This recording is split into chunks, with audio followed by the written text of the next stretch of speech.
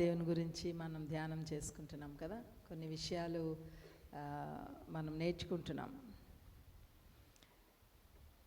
పోయిన వారం కూడా మరి పరిశుద్ధాత్మ దేవుని విషయంలో మనం ఎలా ఉండాలో అనేది కొన్ని విషయాలు మనం నేర్చుకున్నాం. పరిశుద్ధాత్మ దేవుని దుఃఖపెట్టకూడదని, దూషణ చేయకూడదని,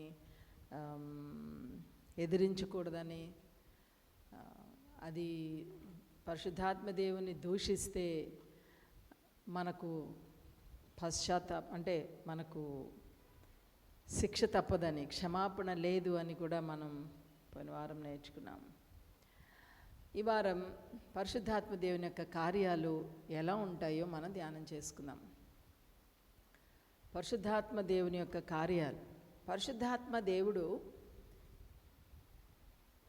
తండ్రి అయిన దేవుడు. ఈ భూలోకమును, భూమిలో ఉన్నవి, అలాగే పరలోకములో ఉన్నవి, ఆకాశంలో ఉన్నవి సమస్తమును తండ్రి అయిన దేవుడు సృష్టించాడు. కుమారుడైన యేసుక్రీస్తు ప్రభువారు ఈ లోకంలోనికి వచ్చి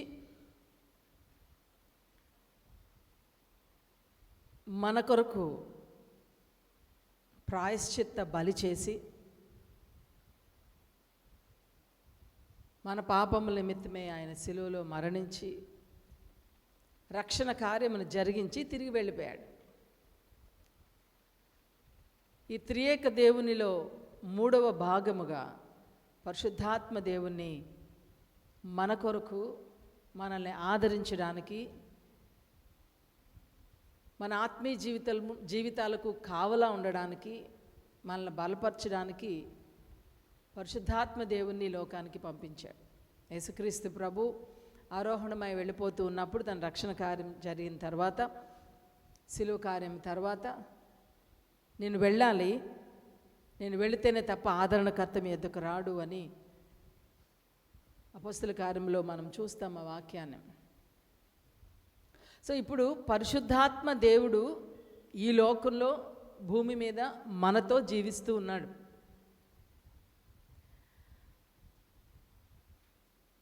ఆయన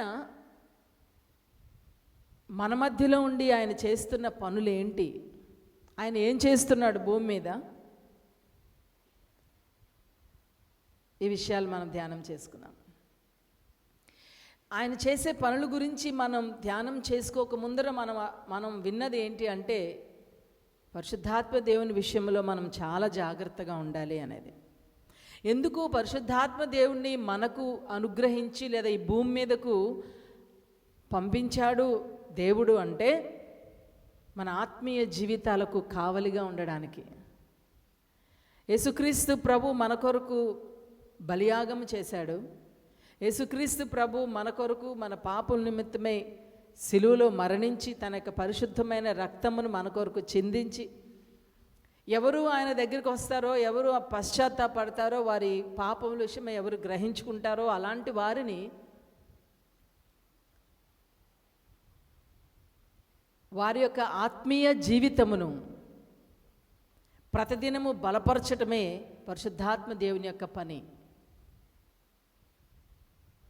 మనందరికీ తెలుసు, మన అనుభవంలో మనకి అర్థమవుతుంది. కొన్నిసార్లు మనం రక్షణ పొందిన తర్వాత కూడా కొన్నిసార్లు మనం తప్పిపోయి పడిపోయే పరిస్థితులు మనం ఎదుర్కొంటూ ఉన్నప్పుడు ఖచ్చితంగా పరిశుద్ధాత్మ దేవుని యొక్క స్వరమును మనం వింటూ ఉంటాం. నువ్వు దేవుని బిడ్డవు, నువ్వు సమర్పించుకున్నావు దేవుని కొరకు, నువ్వు పరిశుద్ధునిగా ఉండవలసినదే, ఇది పాపము, ఇది వద్దు అనేది పరిశుద్ధాత్మ దేవుడు మనతో మాట్లాడుతూ ఉంటాడు. ఆయన కేవలము మన యొక్క ఆత్మీయ జీవితానికి,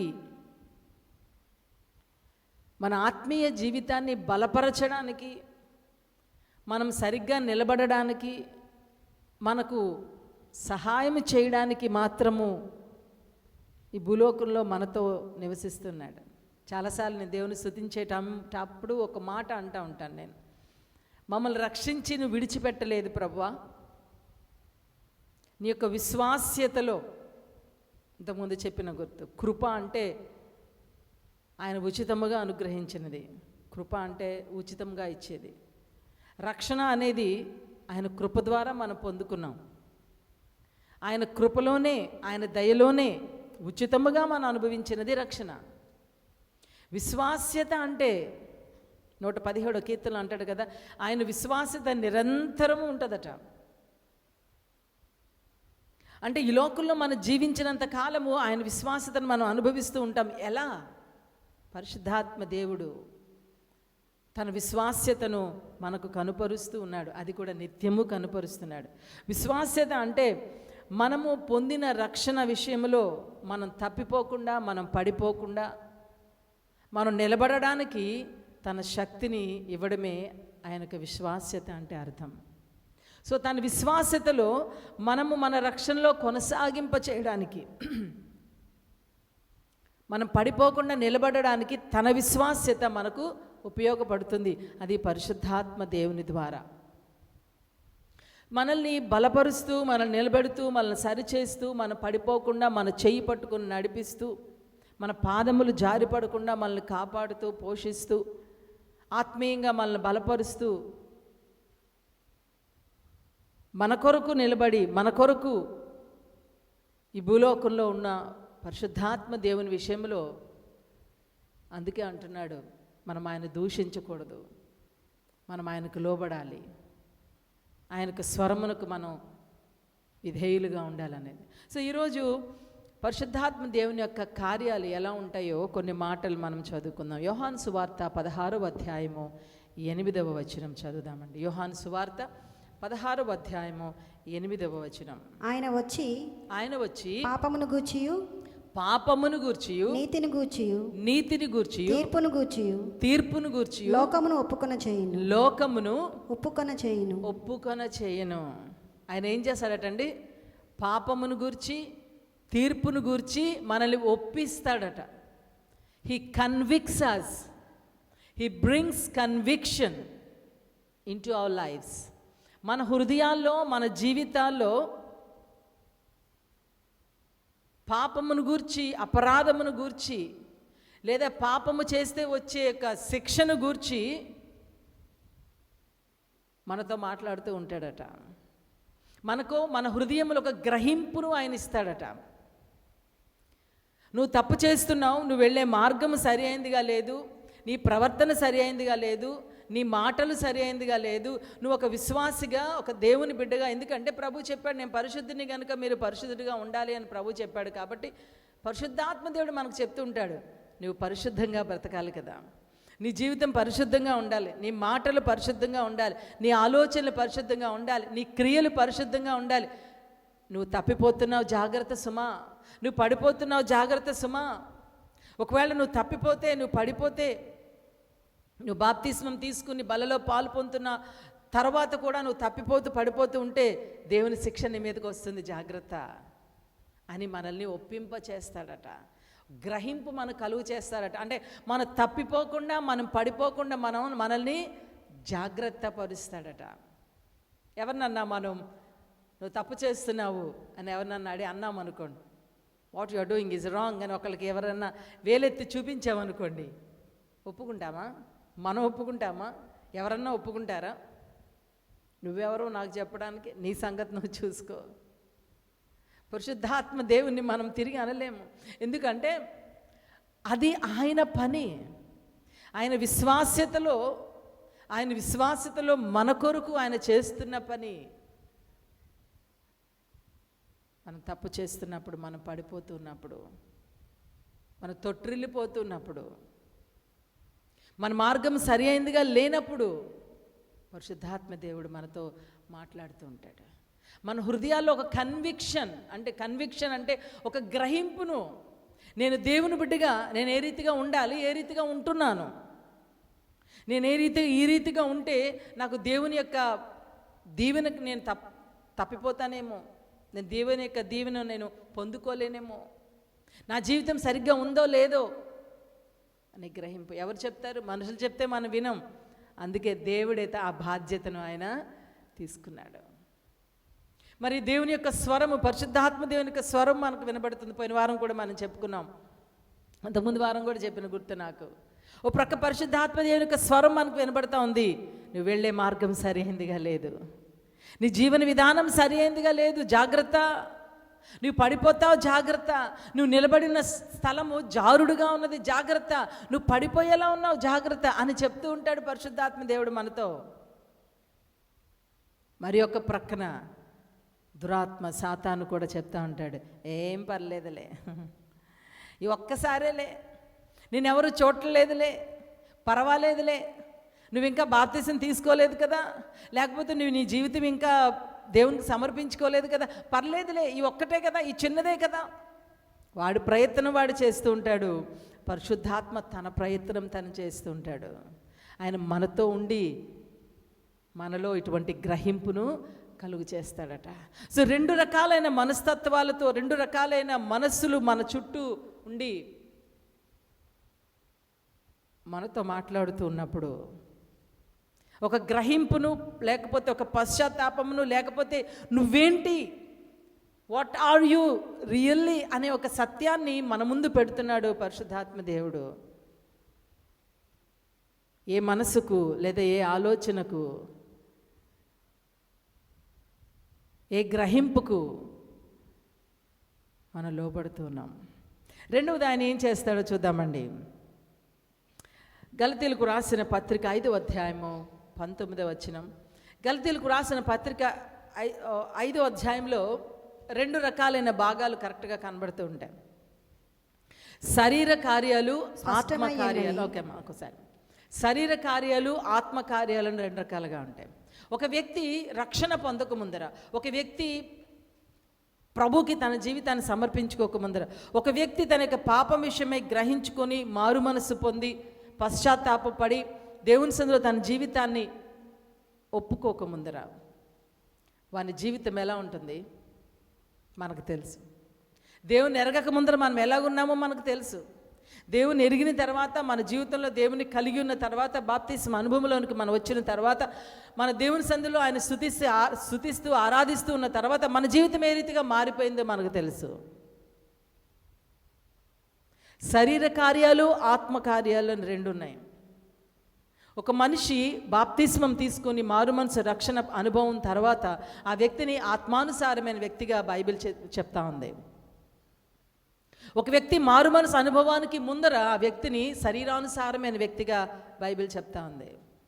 ఈ యొక్క శరీరానుసారమైన వ్యక్తిత్వంలో నుండి, ఈ శరీరానుసారమైన జీవితంలో నుండి, అనగా లోకానుసారమైన విధి విధానాలతో ఉన్న జీవితం నుండి ప్రభు యొక్క ఆత్మానుసారమైన జీవితంలోనికి ఒక వ్యక్తి వేరుపడినప్పుడు,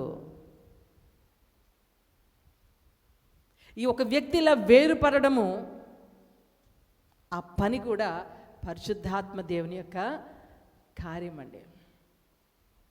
ఆయన చేసే పని ఏంటంటే ఒకని జీవితాన్ని ట్రాన్స్ఫర్ చేశాడంట. శరీరానుసారమైన వ్యక్తి జీవితంలో నుండి ఒక ఆత్మను కలిగి ఉన్న, పరిశుద్ధాత్మను కలిగి ఉన్న జీవితంలోనికి మార్చివేస్తాడంట. హీ ట్రాన్స్ఫర్ చేస్తాడట మన ఆత్మీయ జీవితాన్ని, మన జీవితాన్ని. అంతకుముందు ఏ రీతిగా ఉన్నాము, బాప్తిస్మం తీసుకున్నాక ఏ రీతిగా ఉన్నాము మనకు తెలుసు. మన జీవితం ఏ రీతిగా ఉందో. దేవుని ఎరగక ముందర అబద్ధమునకు, మోసమునకు, పాపమునకు బానిసలైపోయి మన ఇష్టం వచ్చినట్టు మాట్లాడి, మన ఇష్టం వచ్చినట్టు ప్రవర్తించి, మన ఇష్టం వచ్చిన చోటుకు వెళ్ళి మన ఇష్టం వచ్చినట్టుగా బ్రతికిన వారము.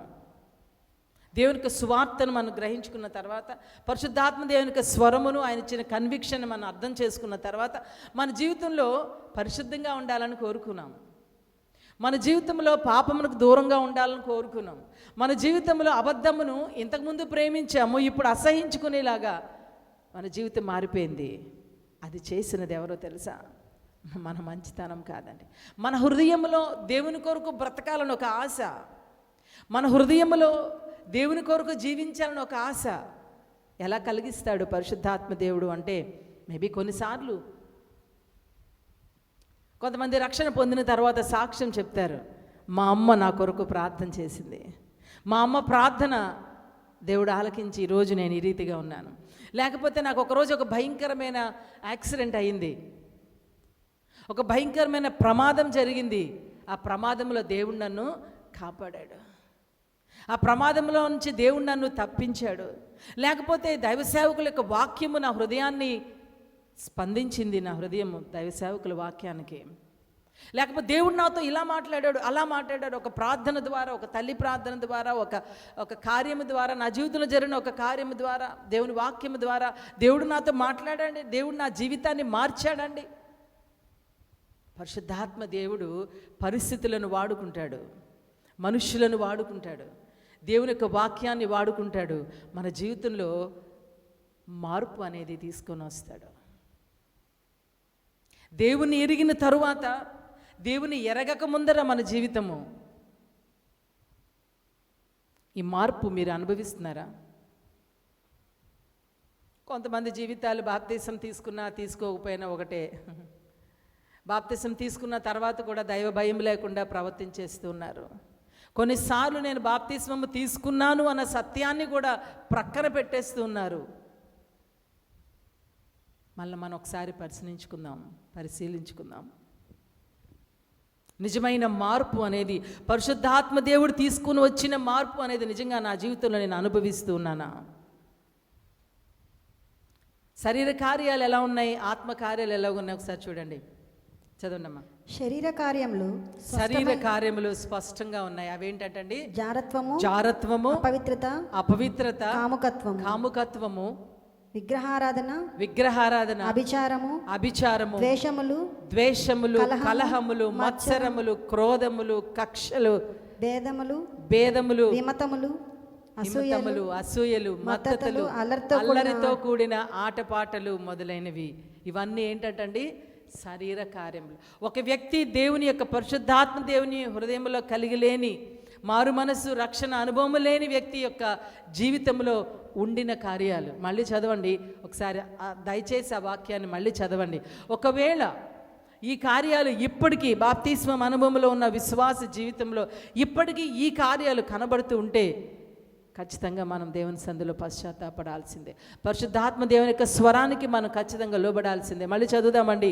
జారత్వము, అపవిత్రత, కాముకత్వము, విగ్రహారాధన, అభిచారము, ద్వేషము, కలహము, మత్సరము, క్రోధములు, కక్షలు, భేదములు, విమతములు, అసూయలు, మత్తతులు, అల్లరితో కూడిన ఆటపాటలు. ఒకసారి ఒక వ్యక్తి నాతో మాట్లాడుతూ, ఎక్కడుందండి బైబిల్లో సినిమాలు చూడొద్దని, సీరియల్స్ చూడొద్దని? ఎక్కడుందండి? బైబిల్లో లేని మీరు చెప్పేస్తున్నారేంటండి? నాతో ఒక వ్యక్తి చిన్న సైజు ఆర్గ్యుమెంట్కి దిగారు. నేను అన్నాను, ఆయన అనుకున్నారు నేను ఏదో ఒక రకంగా చూపిస్తానేమో, ఇదిగో ఇక్కడుంది అక్కడుంది అని చూపిస్తానేమో అని పాపం ప్రయత్నం చేశారు. నేను అన్నాను, నిజమే, బైబిల్లో లేదు. నువ్వు సినిమాలు చూడొద్దు, సీరియల్స్ చూడొద్దు అని బైబిల్లో లేదు. మరి బైబిల్లో లేని ఎందుకు చెప్తున్నారండి మీరు? దేవుడే చెప్పలేదు సినిమాలు చూడొద్దని. అప్పుడు నేను వాక్యం చూపించి, ఒకసారి వాక్యం చదవండి, మీకేమన్నా అర్థమైందా? అప్పుడు ఆ వ్యక్తి అన్నారు, అల్లరితో కూడిన ఆటపాటలు అంటే ఏంటండి? మరి అదేనండి, ఈ సినిమాల్లో, ఈ యొక్క సీరియల్స్లో ఏముంటాయండి? మీకు తెలీదా చూసేవాళ్ళకి? దేవుని బిడ్డలుగా మీరు వాటిని జయించలేకపోతే,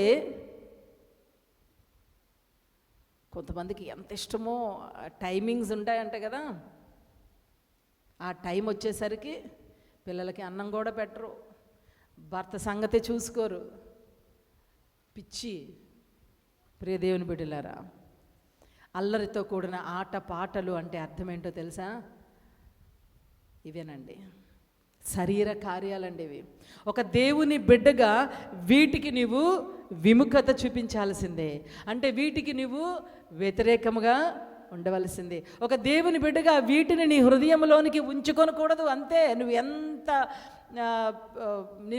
ఎంత సమర్థించుకోవాలి. అందులో ఏముంది, మంచి సినిమాలు చూస్తాం, సినిమాలో మంచి చెడు వదిలేస్తా ఎవరి దాళ్ళకి. బైబిల్ వాక్యంలో 1వ దావీదు కీర్తనలో, దుష్టుల ఆలోచన చొప్పున నడువక పాపులు మార్గమున నిలువక అపహాసకులు కూర్చుండు చోట. అపహాస్యం, హేళన, పాపము, చెత్త చెదారం, ఇష్టమైన అసహ్యమైన అశ్లీలమైన ఇవన్నీ ఎక్కడున్నాయండి? దేవుని మందిరంలో ఉంటాయా? ఏమండి, దేవుని మందిరంలో ఉంటాయా ఇవన్నీ? ఈ మధ్య ఉంటున్నాయిలేండి. మొన్న ఒక వీడియో పెట్టాను కదా, కొంతమంది చూశారు. అశ్లీలత, గొడవలు, గంతులు, దేవుని ఆత్మ పేరులో చెప్పుకునేదేమో దేవుని ఆత్మ, ఆ మందిరాన్ని అపవిత్రపరిచేస్తున్నారు. యేసుక్రీస్తు ప్రభు ఒక మందిరంలోనికి వచ్చారు. ఆ మందిరంలో వ్యాపారం జరుగుతుందట. తీసుకొస్తారు మందిరానికి, ఇంట్లో ఒక 1 కేజీ మటన్ కోసం వండుకొస్తారు. మహా అయితే వాళ్ళకి ఒక 500 రూపాయలు 1 కేజీ అంటే, మహా అయితే నూనె ఇంకా ఏవేవో ఉంటాయి కదా, అన్నీ కలిపి ఇంకొక 200-300 ఖర్చు అయింది. పోని 1000 రూపాయలు ఖర్చు అయిందండి. ఇక్కడ తీసుకొస్తారు. ఒకటోసారి 1000 రూపాయలు, రెండోసారి 2000, మూడోసారి ఏంటండి ఇది? చెయ్యవలసినది చేయడం లేదండి. దేవుని వాక్యానుసారమైన జీవితం వద్దు. ఇదొక సరదా, ఇదొక పంట. ఇవన్నీ అంటే పాస్టర్ గారికి కానుకలు సంచిలో వేయాలంట. నీకు నిజంగా కానుక ఇవ్వాలనుకుంటే తీసుకొచ్చి దేవుని కానుకలు పెట్టిలో వేయండి. నువ్వు వ్యాపారం చేసి నువ్వు ఖర్చు పెట్టి నువ్వేదో దేవుని మందిరాన్ని వ్యాపారముగా, దొంగల గుహగా చేయడానికి దేవుడు మనకు అనుమతి ఇవ్వలేదు. శరీర కార్యములు ఇవన్నీ. దేవుని మందిరము పరిశుద్ధమైనది. మోషేతో ప్రభు దేవుడు మాట్లాడుతూ అంటాడు, ఇది పరిశుద్ధ స్థలము, నీ చెప్పులు విడిచిపెట్టు. మనం చెప్పులు వేసుకుని డాక్టర్ గారి రూమ్కే వెళ్ళాం. మన చెప్పులు వేసుకుని క్రైస్తవేతరులను చూడండి, రోడ్డు మీద వెళ్ళేటప్పుడు వాళ్ళకి ఏదైనా వాళ్ళ గుడి, వాళ్ళు పూజించే వాళ్ళ గుడి ఏదైనా రోడ్డు మీద కనబడుతుంటే, లేకపోతే ఆ రోడ్డు మీద చెప్పులు బయట పెట్టేసి ఒక విగ్రహాన్ని పూజిస్తూ వారికున్న ఆ యొక్క భక్తి నిజదేవుని పూజించే దేవుని భక్తులు అనుకునే వారిలోనే కనబడడం లేదు. పైగా సమర్థించుకుంటున్నారు.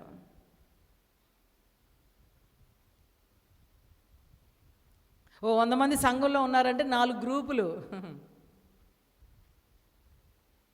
పాస్టర్ గారి గ్రూప్ ఒకటి, పాస్టమ్ గారి గ్రూప్ ఒకటి, పెద్దల గ్రూప్ ఒకటి, మళ్ళీ ఆ పెద్దల్లో ట్రెజరర్ గారి గ్రూప్ ఒకటి.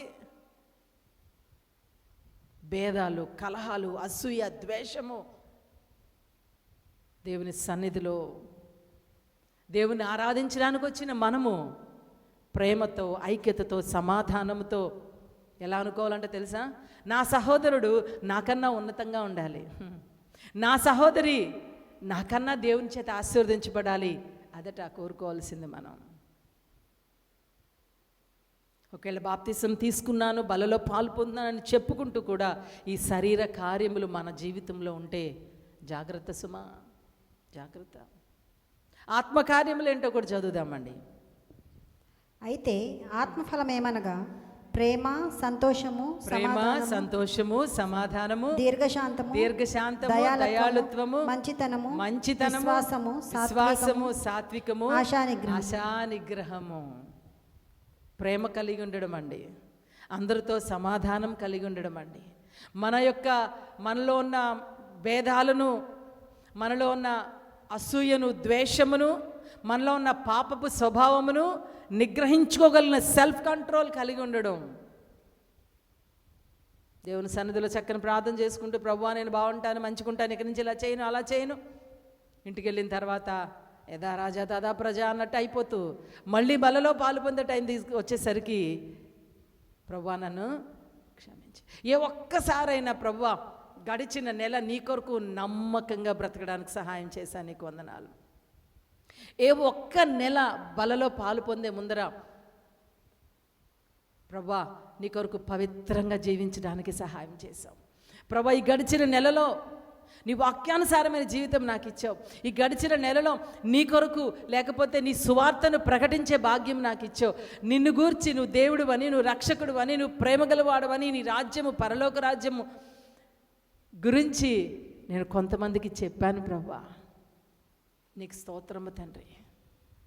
ఒకసారి ఆలోచించండి. ఏ ఒక్కసారైనా, ఏ ఒక్క నెల అయినా బలలో పాలు పొందే ముందర ఈ రకమైన స్తుతి ఆరాధన దేవునికి ఇచ్చి, నన్ను నిలబెట్టావు నీ కొందనాలు, నన్ను బలపరిచావు నీ కొందనాలు, నీ స్వరమును నేను వినడానికి, నీ స్వరం ప్రకారం నేను జీవించడానికి నాకు సహాయం చేశావు ప్రభువా, నీకు స్తోత్రము అని చెప్పగలిగిన స్థితిలో ఎప్పుడన్నా ఉన్నారా?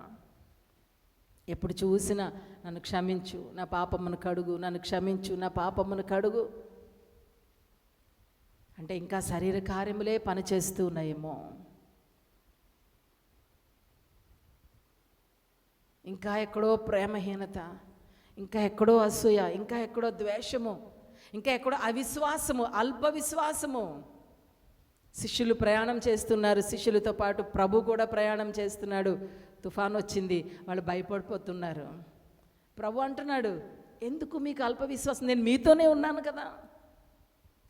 పరిశుద్ధాత్మదేవుడు మనతో ఉన్నాడండి. మనల్ని బలపరచడానికి, మనల్ని స్వస్థపరచడానికి, మనల్ని నడిపించడానికి, మనలో గ్రహింపు, కన్విక్షన్ తీసుకొని రావడానికి ఆయన మనతో ఉన్నాడు. ఆయన ఎందుకు భయపడాలి? మనం ఎందుకు ఆందోళన, ఎందుకు టెన్షను?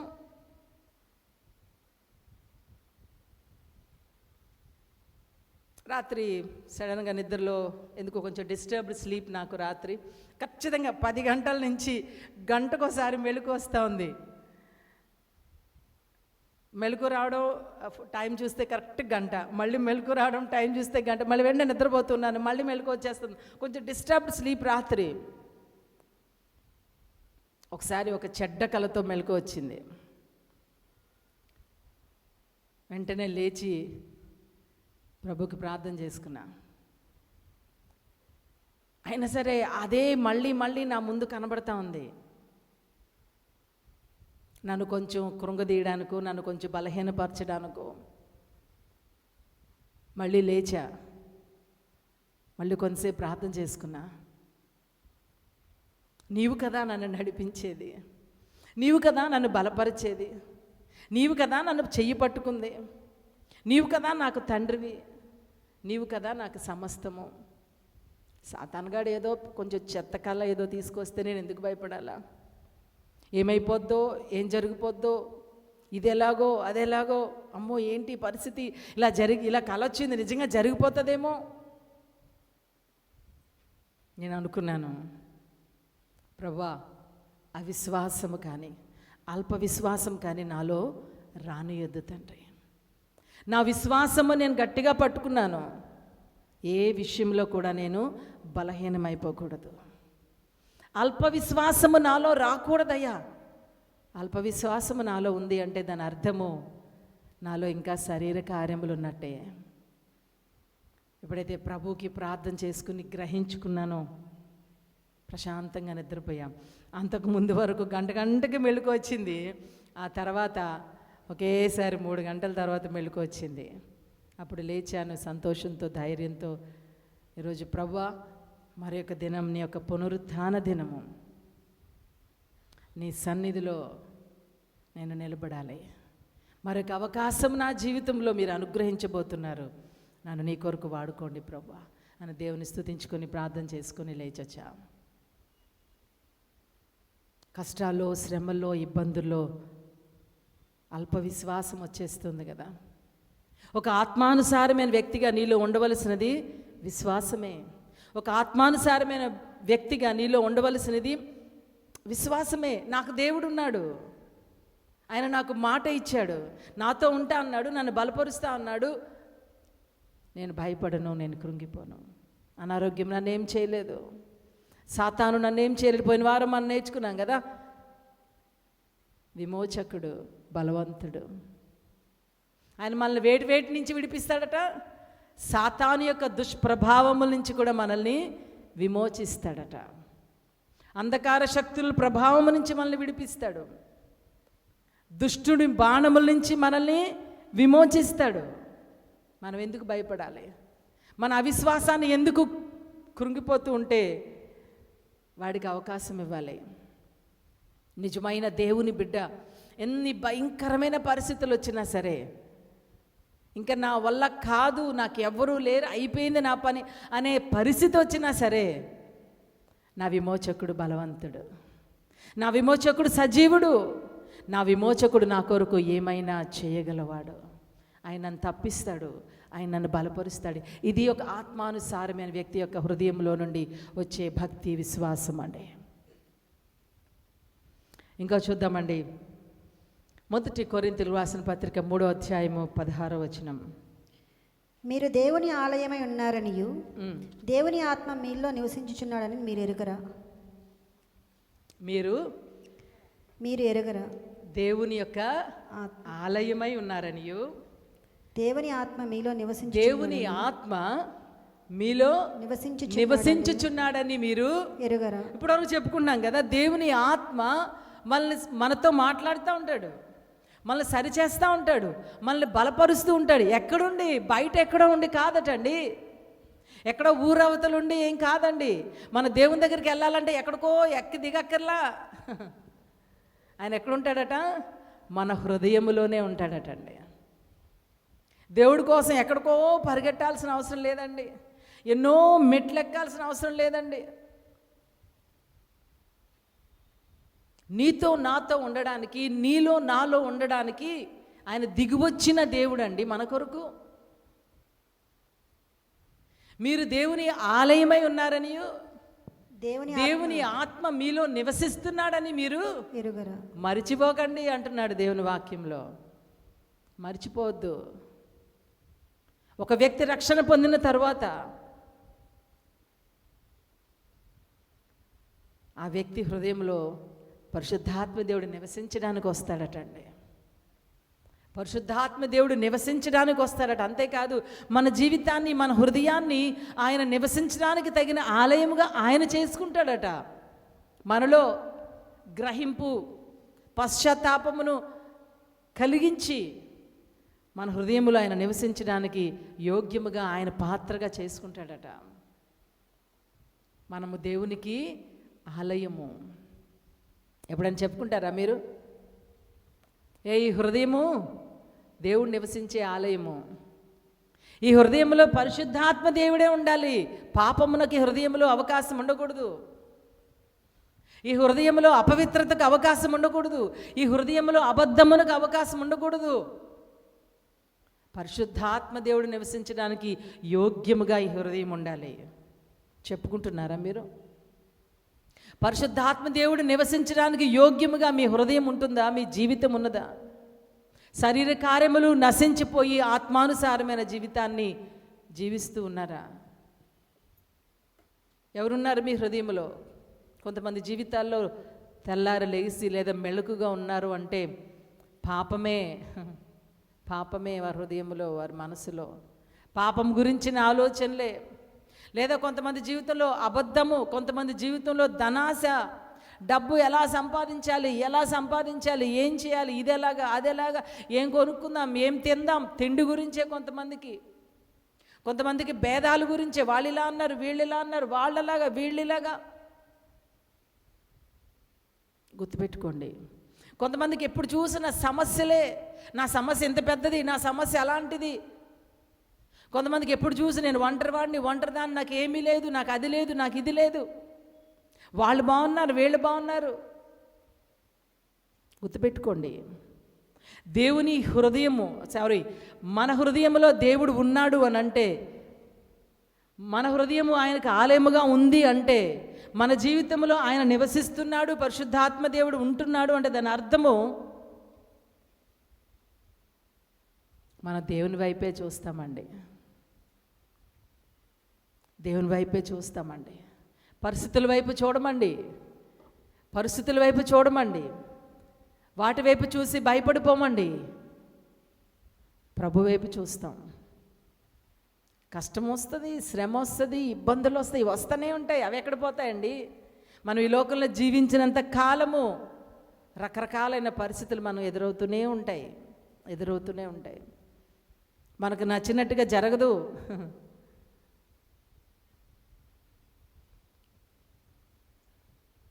మీరు దేవుని ఆలయమై ఉన్నారని మీరు ఎరుగరా? దేవుని ఆత్మ మీలో నివసిస్తున్నాడని మీరు ఎరుగరా? నేను బాప్తిస్మం తీసుకున్నాను, నా జీవితాన్ని దేవునికి సమర్పించుకున్నాను. ఆ రోజు నుంచి, ఆ సమయం నుండి పరిశుద్ధాత్మ దేవుడు నాలో నివసిస్తున్నాడు. ఆయన మనలో నివసించి మన జీవితాన్ని నడిపిస్తున్నాడండి.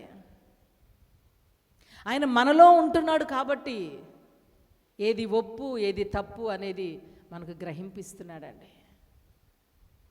పరిశుద్ధాత్మ దేవుడు మనల్ని తను నివసించడానికి ఆలయముగా చేసుకున్నాడండి. ఇంకా ఏంటో తెలుసుకుందామండి. యోహాను సువార్త 16వ అధ్యాయము 13వ వచనం చదువుదామండి. అయితే ఆయన అనగా సత్యస్వరూపి అయిన ఆత్మ వచ్చినప్పుడు మిమ్మల్ని సర్వసత్యంలోనికి నడిపించును. ఆయన తనంతట తానే ఏమీ బోధింపక వేటిని విననో వాటిని బోధించి సంభవింపబో సంగతులను మీకు తెలియజేయును. 14వ వచనం, 14వ అధ్యాయం 26వ వచనం కూడా చదువుదామండి. ఆదరణకర్త అనగా తండ్రి నా నామమున పంపబోవు పరిశుద్ధాత్మ సమస్తమును మీకు బోధించి నేను మీతో చెప్పిన సంగతులన్నిటినీ మీకు జ్ఞాపకం చేయును. ఆయన మనల్ని సత్యములోనికి నడిపిస్తాడటండి. పరిశుద్ధాత్మ దేవుని కార్యాలు మనం ఆలోచిస్తున్నాం.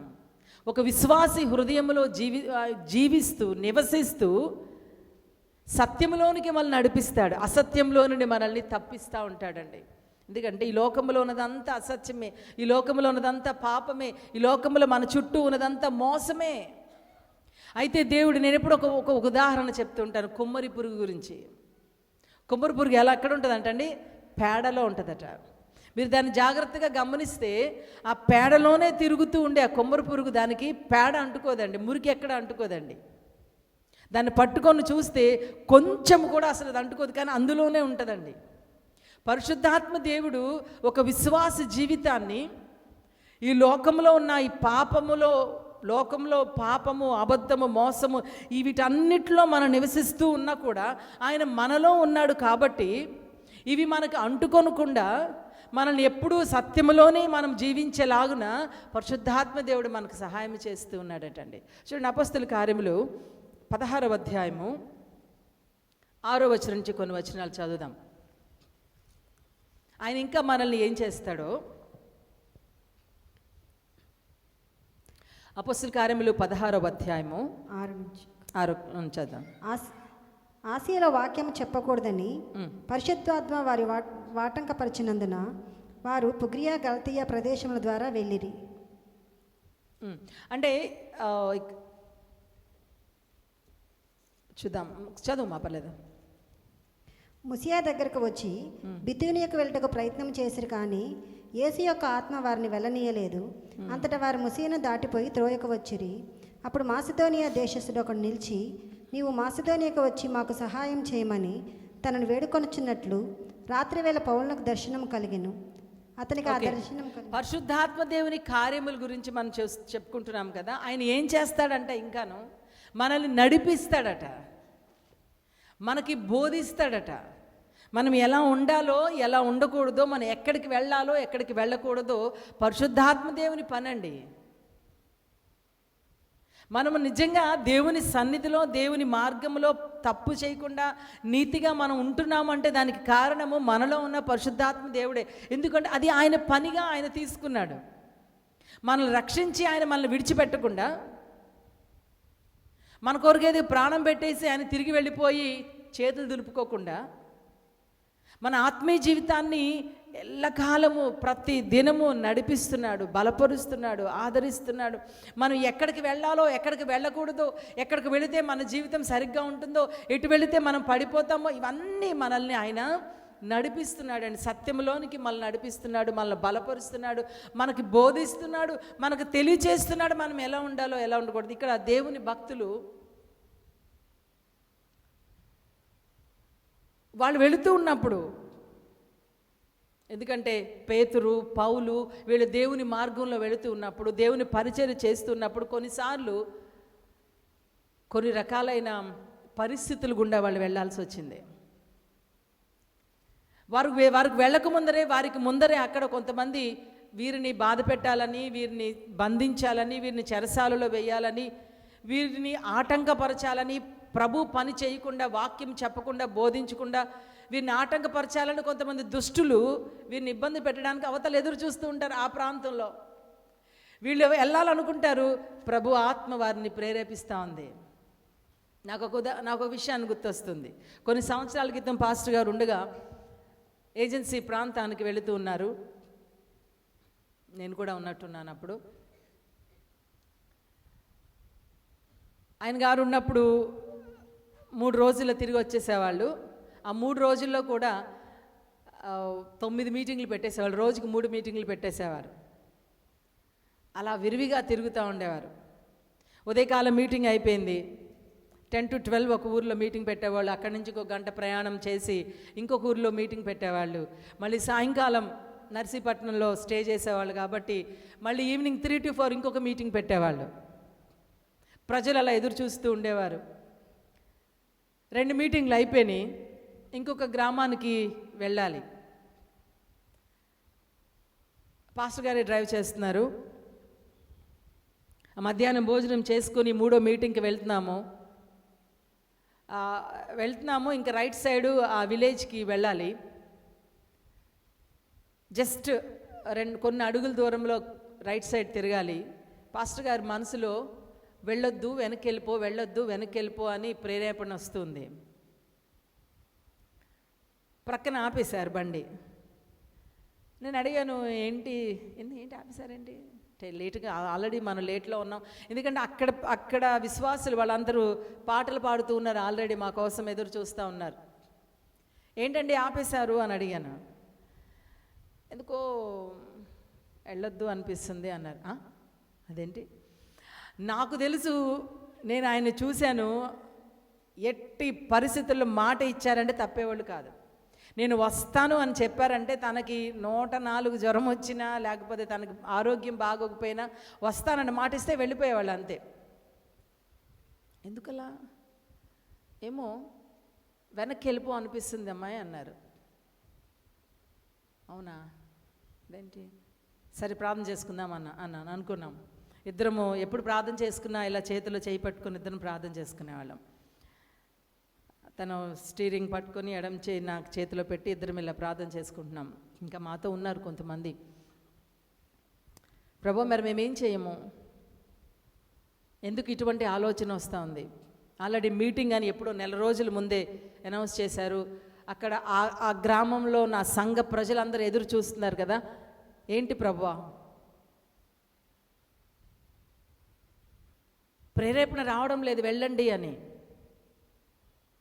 మరి ఏం చేద్దామండి, వెళ్ళిపోదామా?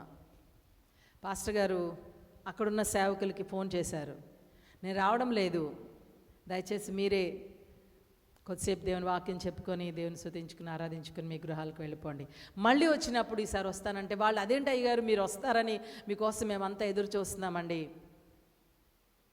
లేదన్నా నేను రావడం లేదు, నేను వెనక్కి వెళ్ళిపోతున్నాను. బండి వెనక్కి తిప్పేశారు. నర్సీపట్నం వెళ్ళిపోయాము. అక్కడ నైట్ స్టే చేసేవాళ్ళం ఎప్పుడూను. వెళ్ళాము, రాత్రికి భోంచేసాము, పండుకున్నాం. ఉదయం లేచిన వెంటనే పాస్టర్ గారు, అంటే ఆ ప్రాంతంలో ఉంటున్నాం కాబట్టి రకరకాలైన పరిస్థితులు, ప్రభావాలు అక్కడ ఉంటాయి కాబట్టి పొద్దున్న లేచిన వెంటనే న్యూస్ పెట్టేవాళ్ళు. సో మార్నింగ్ లేచారు, ఆ రోజు మీటింగ్ కోసం సిద్ధపడుతూ టీవీ ఆన్ చేశారు, న్యూస్ పెట్టారు. న్యూస్ వస్తూ ఉన్నాయి, కింద స్క్రోలింగ్ వస్తూ ఉంది. మేము ఏ ప్రాంతానికి అయితే వెళ్ళాలో ఆ ముందు రోజు, ఏ గ్రామం గుండా మేము వెళ్ళాలో ఆ గ్రామంలో మందు పాత్ర పేలి అక్కడికి ఆ దారిలో వెళుతూ ఉన్న ఒక జీప్, కొద్దిమంది వారికి చిన్న చిన్న దెబ్బలు తగిలినవి అని చెప్పి కింద స్క్రాలింగ్ చూస్తూ ఉన్నాం. నిజంగా జుంటి అని పిలిచారు. చూడు, అది కింద నుంచి చదువుతున్నాను. ఎంత గొప్ప దేవుడు అండి! దేవుని ఆత్మ మనల్ని నడిపించింది కదండి. అప్పుడు పాస్టర్ గారు చెప్తున్నారు, అంతకుముందు 10 నిమిషాల నుంచి నువ్వు వెనక్కి వెళ్ళొద్దు అనే ఒక ఆలోచనే నాకు వస్తూ ఉంది. నేను డ్రైవింగ్ చేస్తున్నాను, నా మనసులో ఆలోచిస్తున్నాను, ఏంటి ప్రభువా, అక్కడ దైవకార్యం కదా, నేను వెళ్ళేది ఏదో సరదాగా వెళ్ళట్లేదు కదా, అక్కడ ప్రజలు వాక్యం కోసం ఆశతో ఎదురు చూస్తూ ఉంటారు కదా, వెనక్కి వెళ్ళిపోమంటున్నావేంటి? అయినా సరే తన ఆత్మలో ఒకటే బోధ, ఒకటే ఆలోచన, వెనక్కి వెళ్ళిపో. ఒకవేళ దేవుని ఆత్మ ప్రేరేపణకు మేము లోబడకుండా ముందుకు వెళ్ళిపోయి ఉండుంటే, సరిగ్గా ఏ టైంలో అయితే, కరెక్ట్ టైం కూడా క్లియర్గా అక్కడ రాసుంది, 3-4 మధ్యలో సాయంకాలము. కరెక్ట్గా మేము ఆ మార్గం గుండా వెళ్ళే టైంలోనే మందుపాత్ర అంటే భూమిలో పెడతారు. సరిగ్గా ఎక్కడో లోపల ఎక్కడో ఉంటారు. ఆ టైంకి వాళ్ళకి వెళుతున్నారో, వాళ్ళు ఎవరి కోసం అది పెట్టారో ఆ టైంకి అక్కడ పేల్చేస్తారనమాట.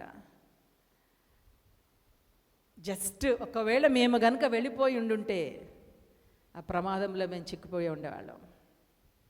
దేవుని ఆత్మ మమ్మల్ని ఆ మార్గం గుండా వెళ్లకుండా మమ్మల్ని తప్పించింది, నడిపించింది. చాలాసార్లు మన జీవితంలో దేవుని ఆత్మ చేత మనం బోధించబడుతూ ఉంటాము. పరిశుద్ధాత్మ దేవుని మనం ఎందుకు దుఃఖపరచకూడదు? పరిశుద్ధాత్మ దేవుని ఎందుకు మనం తృణీకరించకూడదు? పరిశుద్ధాత్మ స్వరమును మనం ఎందుకు పెడచెవిని పెట్టకూడదు అంటే, మన జీవితాలకు ఆయన సంచకరువటండి. మన జీవితాలని సరి అయిన మార్గంలో నడిపిస్తాడటండి. మనం తప్పు చేయకుండా, మనం పడిపోకుండా, మనలో అల్పవిశ్వాసం రాకుండా, మనం విడిచిపెట్టిన శారీర కార్యాలు మనలో మళ్ళీ రాకుండా,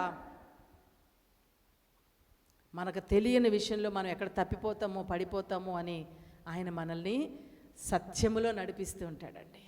ఆయన మనల్ని బోధిస్తూ ఉంటాడు. మనకు బోధ తెలుస్తూ ఉంటుంది. ప్రారంభంలో ఒక మాట చెప్పాను, మనలో ఆయన కన్విక్షన్ ఎలా తీసుకొని వస్తాడు, గ్రహింపు ఎలా తీసుకొని వస్తాడు, పశ్చాత్తాపం ఎలా తీసుకొని వస్తాడు, నువ్వు చేసేది తప్పు అని ఎలా తీసుకొని వస్తాడంటే, దేవుని వాక్యము ద్వారా హీ స్పీక్స్. ఆయన మాట్లాడే దేవుడు, ఆయన మనల్ని సరిచేసే దేవుడు, మనల్ని నడిపించే దేవుడు, మనల్ని ఆదుకునే దేవుడు, మనల్ని ఉద్ధరించే దేవుడు, మనల్ని బలపరిచే దేవుడు. బయట ఉండి కాదు, మనలో ఉండి మనలో నివసించి, మన హృదయాన్ని, మన జీవితాన్ని ఆయన నివసించడానికి ఆలయముగా చేసుకొని, ఎంత గొప్పవాడండి, ఎంత ప్రేమ గలవాడండి, మనల్ని నడిపిస్తున్నాడండి, మనల్ని బలపరుస్తున్నాడండి. కొన్నిసార్లు మనకి ఇలాంటి ఆలోచనలు వస్తూ ఉంటాయి, వెళ్ళొద్దు అనిపిస్తూ ఉంటుంది కొన్నిసార్లు. లేదా కొన్నిసార్లు ప్రార్థన చేయి, నేను చెప్తూ ఉంటాను కదా, కొన్నిసార్లు సడన్గా కొంతమందిని ప్రభు నాకు గుర్తు చేస్తాడు, వారి కోసం ప్రార్థన చేయి. ఆ తర్వాత వాళ్ళు చెప్తా ఉంటారు, అమ్మా ఇలాంటి ప్రమాదం నుంచి దేవుడు తప్పించాడమ్మా. నేను అనుకుంటాను, ప్రభు ఆ టైంలోనే కదా వారి కొరకు ప్రార్థన చేయమని నాకు తెలియజేశారు. ఏదో పనిలో ఉంటాను, సడన్గా ప్రభు గుర్తు చేస్తాడు, ఫలానా ఆమె కొరకు ప్రార్థన చెయ్యి. ప్రభు మనల్ని ఎంత నడిపిస్తున్నాడండి, ప్రభు మనల్ని ఎంత బలపరుస్తున్నాడండి. ఇంకా ఆయన ఏం చేస్తాడో తెలుసా? అపోస్తల కార్యంలో 4వ అధ్యాయము 31వ వచనం చదువుదామండి. వారు ప్రార్థన చేయగానే వారు కూడి ఉన్న చోటు కంపించెను. అప్పుడు వారందరూ పరిశుద్ధాత్మతో నిండిన వారై దేవుని వాక్యాన్ని ధైర్యంగా బోధించిరి. పరిశుద్ధాత్మ దేవుడు ఇంకా మనకి ఎలా చేస్తాడు, ఎలా మనల్ని నడిపిస్తాడంట తెలుసా? ఆయన వాక్యాన్ని బోధించడానికి ధైర్యాన్ని ఇస్తాడటండి. ఆయన కొరకు జీవించడానికి, ఆయన చిత్తమును మన జీవితంలో నెరవేర్చడానికి మనకు ధైర్యం ఇస్తాడటండి. పౌలు, పేతురు, ఈ భక్తులు వారు దేవుని వాక్యాన్ని ప్రకటిస్తూ ఉన్నప్పుడు ఎన్నో రకాలైన ఆటంకాలు వారు కరిగినాయి. అయితే ఎన్నిసార్లు వాళ్ళు దేవుని సందులో నిలబడుతున్నప్పుడు వాళ్ళకు దేవుడు ఎంత ధైర్యం ఇచ్చాడో. ఇంకొక సంఘటన నాకు గుర్తొస్తుంది. ఒకరోజు ఒక ప్రారంభంలో అనుకుంటా, అంటే మేబీ చాలా కాలం క్రితం, ఒక గ్రామానికి సువార్త ప్రకటించడానికి వెళ్ళాము. ఒక గ్రామానికి సువార్త ప్రకటించడానికి వెళ్ళినప్పుడు ఆ గ్రామానికి వెళ్ళడానికి సరైన మార్గం లేకపోతే కారు ఒక ప్రక్కనే ఆపేసి నడుచుకుంటూ వెళ్ళాము. కొత్తగా ఆ గ్రామానికి వెళ్ళాము, కొత్తగా ఆ గ్రామంలో సువార్త ప్రకటిస్తూ ఉన్నాం. మాతో పాటు సేవకులు కూడా ఉన్నారు. ప్రారంభిస్తున్న మొట్టమొదటిసారి ఆ గ్రామానికి వెళ్ళాము కాబట్టి అందరూ కలిసి చుట్టూ నించొని ఒకరి చేతులు ఒకరు పట్టుకొని ఆ గ్రామం కొరకు ముందుగా ప్రార్థన చేసి అప్పుడు గ్రామంలోనికి వెళదామని పాస్టర్ గారు చెప్పేసరికి అందరూ చేతులు చేయి పట్టుకొని మొత్తం ఒక 10 మంది వరకు ఉన్నాము. మాతో పాటు వచ్చిన వారు, సేవకులు కొంతమంది, అందరం కలిసి రౌండ్గా చేతులు పట్టుకొని ఆ గ్రామంలోకి వెళ్ళడానికి ప్రార్థన చేసుకుంటూ ఉన్నాం. సడన్గా ఒక వ్యక్తి వచ్చాడు. ఆ వ్యక్తి ఎంత భయంకరంగా ఉన్నాడంటే నేను చెప్పలేను. అది గుర్తొస్తే భయం వేస్తూ ఉంటుంది. కళ్ళు బయటకు వచ్చేసినాయి, ఎర్రగున్నాయి కళ్ళు.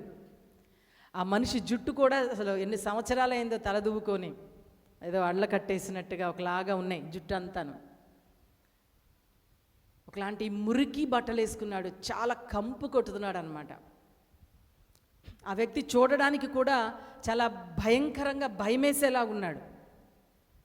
తన చుట్టూ తన భుజం మీద ఏంటో సంచులు ఏవేవో వేసుకొని ఉన్నాడు. మనిషి చాలా భయంకరంగా ఉన్నాడు. గబగబా వచ్చాడు లోపలికి. ఎలా వచ్చారు మీరు ఇక్కడికి, ఎలా వచ్చారు మీరు ఇక్కడికి అని అరుస్తూ ఉన్నాడు గట్టి గట్టిగా. అంటే చాలా కోపం, చాలా ఉగ్రరూపం అంటారు కదా. ఫస్ట్ యాక్చువల్గా పాస్టర్ గారికి అర్థం కాలేదు. ఎలా వచ్చామేంటి, నడుచుకుంటానే వచ్చాము అన్నారు. అది వాడికి ఎలా అనిపించిందంటే అతన్ని ఇది కావాలని అతన్ని రెచ్చగొట్టడానిలాగా మాట్లాడుతున్నారని అనుకొని ఇంకా సీరియస్ అయిపోతున్నాడు, గట్టిగా అరిచేస్తున్నాడు అనమాట. అక్కడున్న కొంతమందికి ఇతని గురించి తెలుసు కాబట్టి, ప్లస్ అక్కడ అక్కడ చేతబళ్ళు చేయడం, మనిషిని చంపేయడం, ఇవి చాలా ఈజీగా ఉంటాయి. అది పెద్ద ఏదో విద్యలా కూడా ఉండదు అనమాట. చాలా ఒకళ్ళని ఎవరికైనా నచ్చలేదు అంటే వాళ్ళకి ఏదో పెట్టి చంపేస్తూ ఉంటారు, చాలా ఈజీ. సో ఇలాంటి వాళ్ళు చాలా అరుదుగా కనబడుతూ ఉంటారు. పాస్టర్ గారి దగ్గరికి వచ్చాడండి. నేనేం చేస్తానో తెలుసా, నీ మీద నేను కొన్ని మంత్రాలు ఉపయోగిస్తాను, నువ్వు రక్తం కట్టి చచ్చిపోతావు ఇక్కడికిక్కడే అన్నాడు పాస్టర్ గారితో మాట్లాడుతున్నాం. మేము ఏం జరుగుతుందో అన్నట్టుగా మేము చూస్తున్నాము. ఆ లోకల్ పాస్టర్స్ వాళ్ళేమో, అయ్యా వెనకాల నుంచి వచ్చావు పాస్టర్ గారు, అయ్యా వద్దులేండి వాడితో మనకు వద్దండి మనం వెళ్ళిపోదామండి అంటున్నారు. ఎందుకంటే వాళ్ళకి తెలుసు అతని గురించి. అయ్యో అయ్యగారు ఏదో మన కోసం మనకు దేవుని సువార్తను ప్రకటించడానికి ఇంత కష్టపడి వచ్చారు, ఆయనకి ఇక్కడ ఏమైనా నష్టం జరిగితే ఎలాగా, పాపం అలా ఆలోచించారు. అయ్యగారు వద్దులేండి వాడితో వద్దులేండి మనం వెళ్ళిపోదాం రండి అంటున్నాడు. ఏం చేస్తావు అన్నారు పాస్టర్ గారు. కొన్ని మంత్రాలు నీ మీద చల్లుతాను, నువ్వు ఇక్కడికిక్కడ రక్తం కక్కి చచ్చిపోతావు అన్నారు. అవునా, చెయ్యి, సరే చదువు అన్నారు. ఆయన అన్నాడు, అసలు నువ్వు ఎలా వచ్చావు ఈ గ్రామంలోనికి, ఈ గ్రామం చుట్టూ నేను ఒక మంత్రకట్టు వేశాను, నువ్వు ఎలా వచ్చావు ఈ గ్రామంలోనికి, అసలు నువ్వు లెక్క ప్రకారం నా మంత్రకట్టు దాటి నువ్వు రాకూడదే.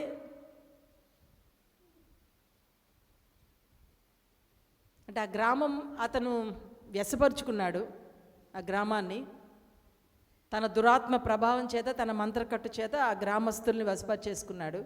సో అతను సెలవు లేకుండా అతనికి వ్యతిరేక, ఎందుకంటే ఒక దురాత్మ ప్రభావంతో ఉన్నాడు కాబట్టి అతను సెలవు లేకుండా అతనికి వ్యతిరేకమైన వారు ఆ గ్రామంలో రాకూడదు. అది అతని లెక్క. అది అతను అడుగుతున్నాడు అనమాట, ఎలా వచ్చావు ఇక్కడికి నువ్వు, ఎందుకు వచ్చావు ఇక్కడికి నువ్వు, నేను నీ మీద మంత్రాలు చదువుతాను, నువ్వు రక్తం కక్కి చచ్చిపోతావు ఇక్కడికిక్కడ. పాస్టర్ గారు ఇలాగే నించున్నారు, చెయ్యి. పాప మా పాస్టర్ గారు వాళ్ళందరూ, మిగతా వాళ్ళందరూ కంగారు పడుతున్నారు, వద్దయ్య గారు చెయ్యా చెయ్యి, ఏ మంత్రాలు చదువు. లిటరల్గా జరిగింది చెప్తున్నానండి, మేమందరం చూస్తూ ఉన్నాం. ఒక కొద్ది నిమిషాల పాటు పాస్టర్ గారి మీద మంత్రాలు చదివేస్తూ ఉన్నాడు.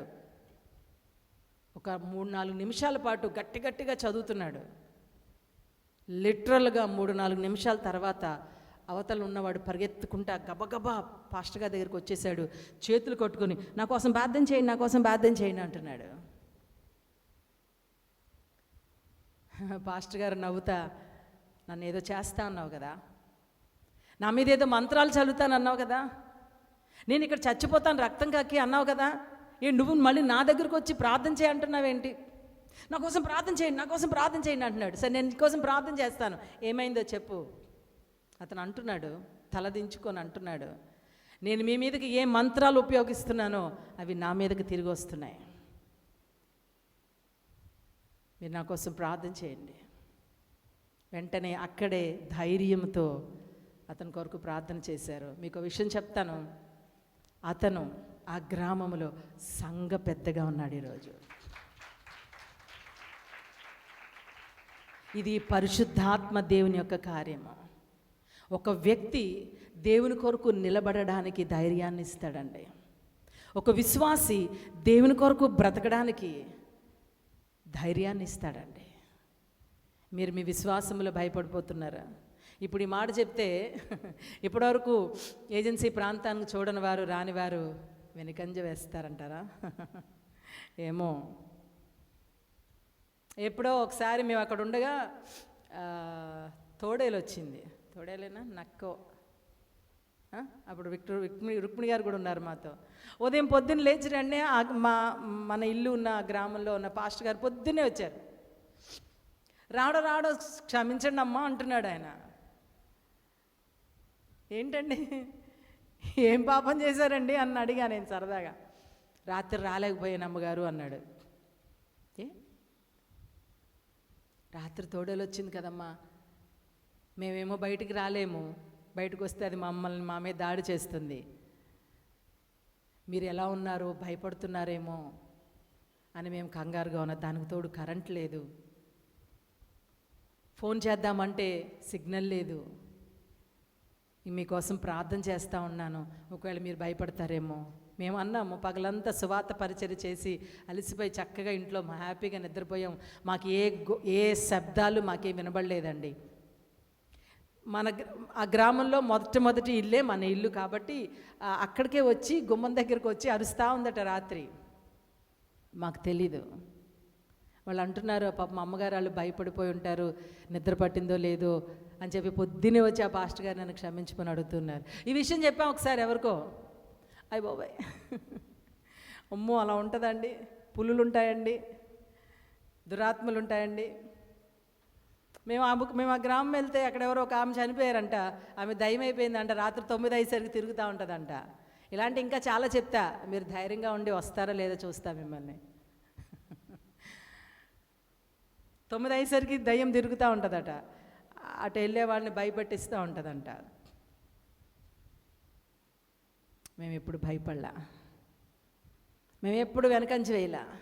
చాలామంది చెప్తుంటారు, ఒక మగ వ్యక్తి అండ లేకుండా, తోడు లేకుండా ఇలాంటి ప్రాంతానికి రావడం అనేది చాలాసార్లు రమేష్ పాస్టర్ గారు ఎక్కువ అంటూ ఉంటారు, అమ్మ ఆడపిల్ల అయ్యుండి మీరు ఇలా వస్తున్నారమ్మా అంటుంటారు. ఆడపిల్ల ఏంటి, మగపిల్లాడేంటి, ప్రభు నాతో ఉన్నాడు, ప్రభు ఆత్మ నాతో ఉంది, ప్రభు ఆత్మ నన్ను నడిపిస్తూ ఉంది. ఎలా వెళ్ళాలి, ఎలా వెళ్ళకూడదు, ఎప్పుడు ఎక్కడికి వెళ్ళాలి, ధైర్యాన్ని ఇస్తాడు ప్రభు ఆత్మ. మన విశ్వాసములో పడిపోతున్నప్పుడు, మన విశ్వాసములో కృంగిపోతూ ఉన్నప్పుడు, మన విశ్వాసములో భయపడుతూ ఉన్నప్పుడు, భయము మన దగ్గరికి వచ్చినప్పుడు ఆయన అంటాడు, నీలోనే నేనున్నాను, నేను నడిపిస్తాను, నేను నడిపిస్తాను. ఎన్ని ప్రమాదం నుంచి దేవుడు తప్పించాడు. ఇలాంటి ఉదాహరణలు ఎన్ని చెప్పగలుగుతామండి. ఎన్నిసార్లు ఎన్ని రకాలుగా ప్రభు తన ఆత్మచేత మనల్ని నడిపించాడు, బలపరిచాడు. తన సువార్త చెప్పడానికి కొన్నిసార్లు వాక్యం చెప్పేటప్పుడు నా చెవిలో చెప్తూ ఉంటారు, ఇక్కడ కొంచెం వ్యతిరేకులు ఉన్నారండి, కొంచెం జాగ్రత్తగా ఆచితూచి మాట్లాడండి. నేను అనుకుంటాను, ప్రభు ఇక్కడ ఇంకా గట్టిగా వాడుకో ప్రభు అని. నిజంగా కొంతమంది చెప్తూ ఉంటారు, అమ్మ ఇక్కడ కొంచెం వ్యతిరేకులు ఉన్నారు, మీరు సువార్త మాత్రమే చెప్పండి, వాళ్ళు బాధపడేలాగా లేకపోతే వాళ్ళకి వ్యతిరేకంగా చెప్పొద్దండి. నేను నిలబడితే నేను చెప్పేది ఒక్కటే, నేను నమ్ముకున్న దేవుడు బలవంతుడు, నేను నమ్ముకున్న దేవుడు రక్షకుడు, నిన్ను నన్ను పాపము నుండి రక్షిస్తాడు, నిన్ను నన్ను చీకటి నుండి విడిపిస్తాడు, నిన్ను నన్ను తన రాజ్యంలో నిలబెడతాడు. ఇది చెప్పడానికి నాకు ధైర్యము ఆయన ఇస్తాడు. హల్లెలూయా. కొన్నిసార్లు దేవుని సువార్త ప్రకటించే అవకాశం మనకు వచ్చినా కూడా భయపడతారు కదా. అమ్మ వాళ్ళు ఏమన్నా అనుకుంటారేమో, దేవుని సువార్త చెప్పితే నన్ను తప్పు అనుకుంటారేమో, తక్కువ అనుకుంటారేమో, నన్ను ఏమైనా చేస్తారేమో. ఎన్నిసార్లు మీరు భయపడి ఉంటారండి. ఈరోజు పరిశుద్ధాత్మ దేవుడు మనకు గుర్తు చేస్తున్నాడు, మనకు తన వాక్యాన్ని ప్రకటించడానికి, మన జీవితంలో తను చేసిన ఆశ్చర్య కార్యాల గురించి వివరించడానికి, సమాజానికి తెలియచేయడానికి, ఆయన ఉన్నవాడని, అనువాడని, నమ్మదగిన దేవుడని, ప్రేమగలవాడని చెప్పడానికి ఆయన మనకు ధైర్యాన్ని ఇస్తాడు. చూడండి, అపొస్తలుల 2వ అధ్యాయంలోనే 17-18 వచనాలు చదువుదాము.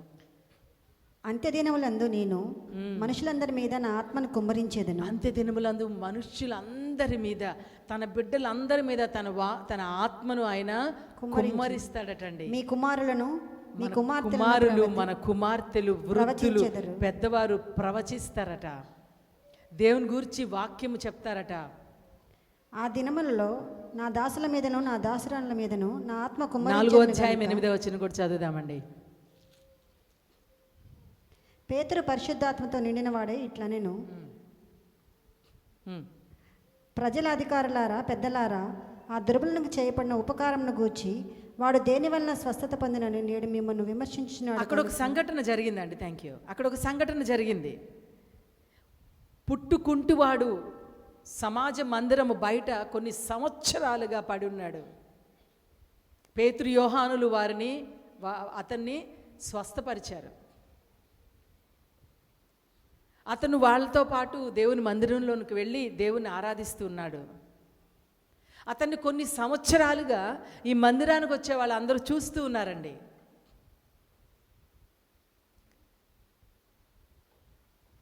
కొంతమంది మనకు కూడా ఉన్నారు కదా, ఈ మాట్లాడుకుంటూ ఉంటాం, కొంతమంది అడుక్కుంటూ ఉంటారు సెంటర్లో, కొంతమందిని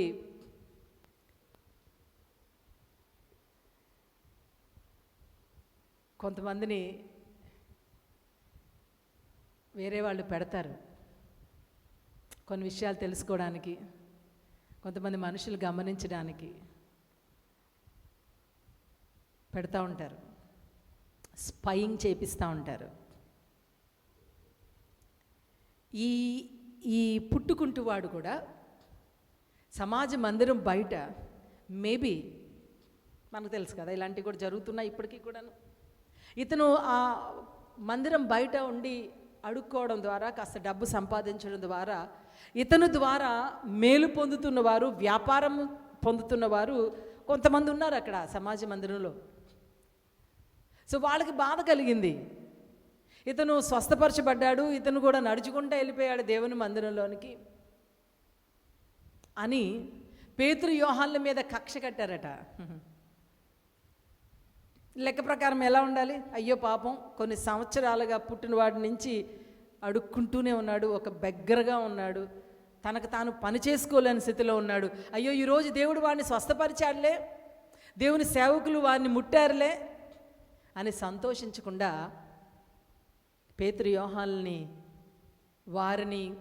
వారికి ఏదైనా హాని చేయాలని, వారు తప్పు చేసినట్టుగా వారు నిలదీయాలని చెప్పి కొంతమంది సమాజ మందిర అధికారులే ఒక పన్నాగం పన్ని రెడీగా ఒక కుట్ర పన్ని ఉన్నారు వాళ్ళు. పేతురుకి ఈ సంఘటన అర్థమైంది, తెలిసింది. మాకేదో వీళ్ళు అపకారం చేయడానికి సిద్ధంగా ఉన్నారు, ఈ యొక్క స్వస్థత కార్యానికి వారు వ్యతిరేకంగా ఉన్నారు, వ్యతిరేకిస్తున్నారు అని పేతురుకు అర్థమయ్యి, చదువు మళ్ళీ ఆ మాట, పేతురు పరిశుద్ధాత్మతో నిండిన వాడై ప్రజల అధికారులతో మాట్లాడుతున్నాడట.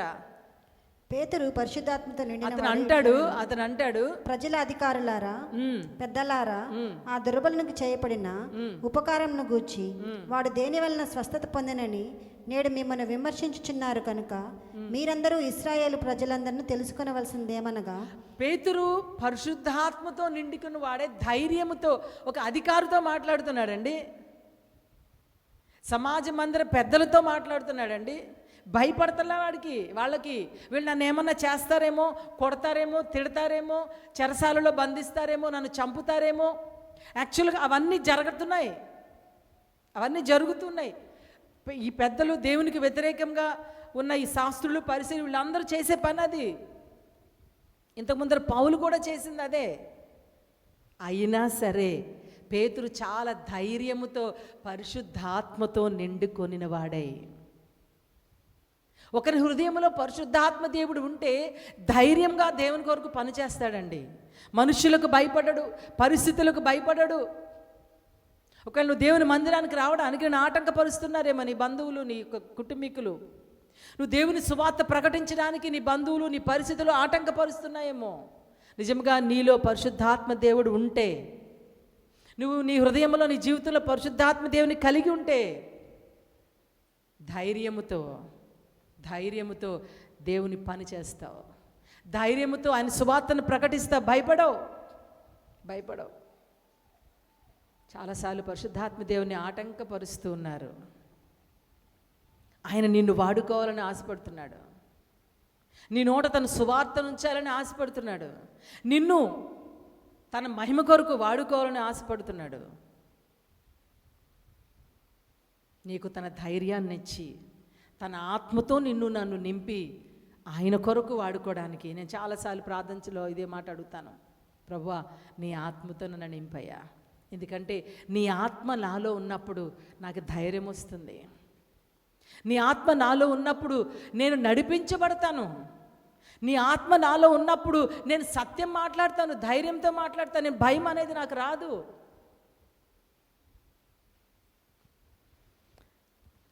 ఇంకొక మాటను కూడా చెప్తానండి. మొదటి కొరింథీయులకు రాసిన పత్రిక 12వ అధ్యాయము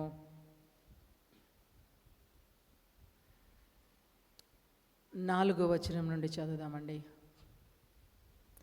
ఇంకా పరిశుద్ధాత్మ దేవుడు ఏం చేస్తాడో. మొదటి కొరింథీయులకు రాసిన పత్రిక 12వ అధ్యాయము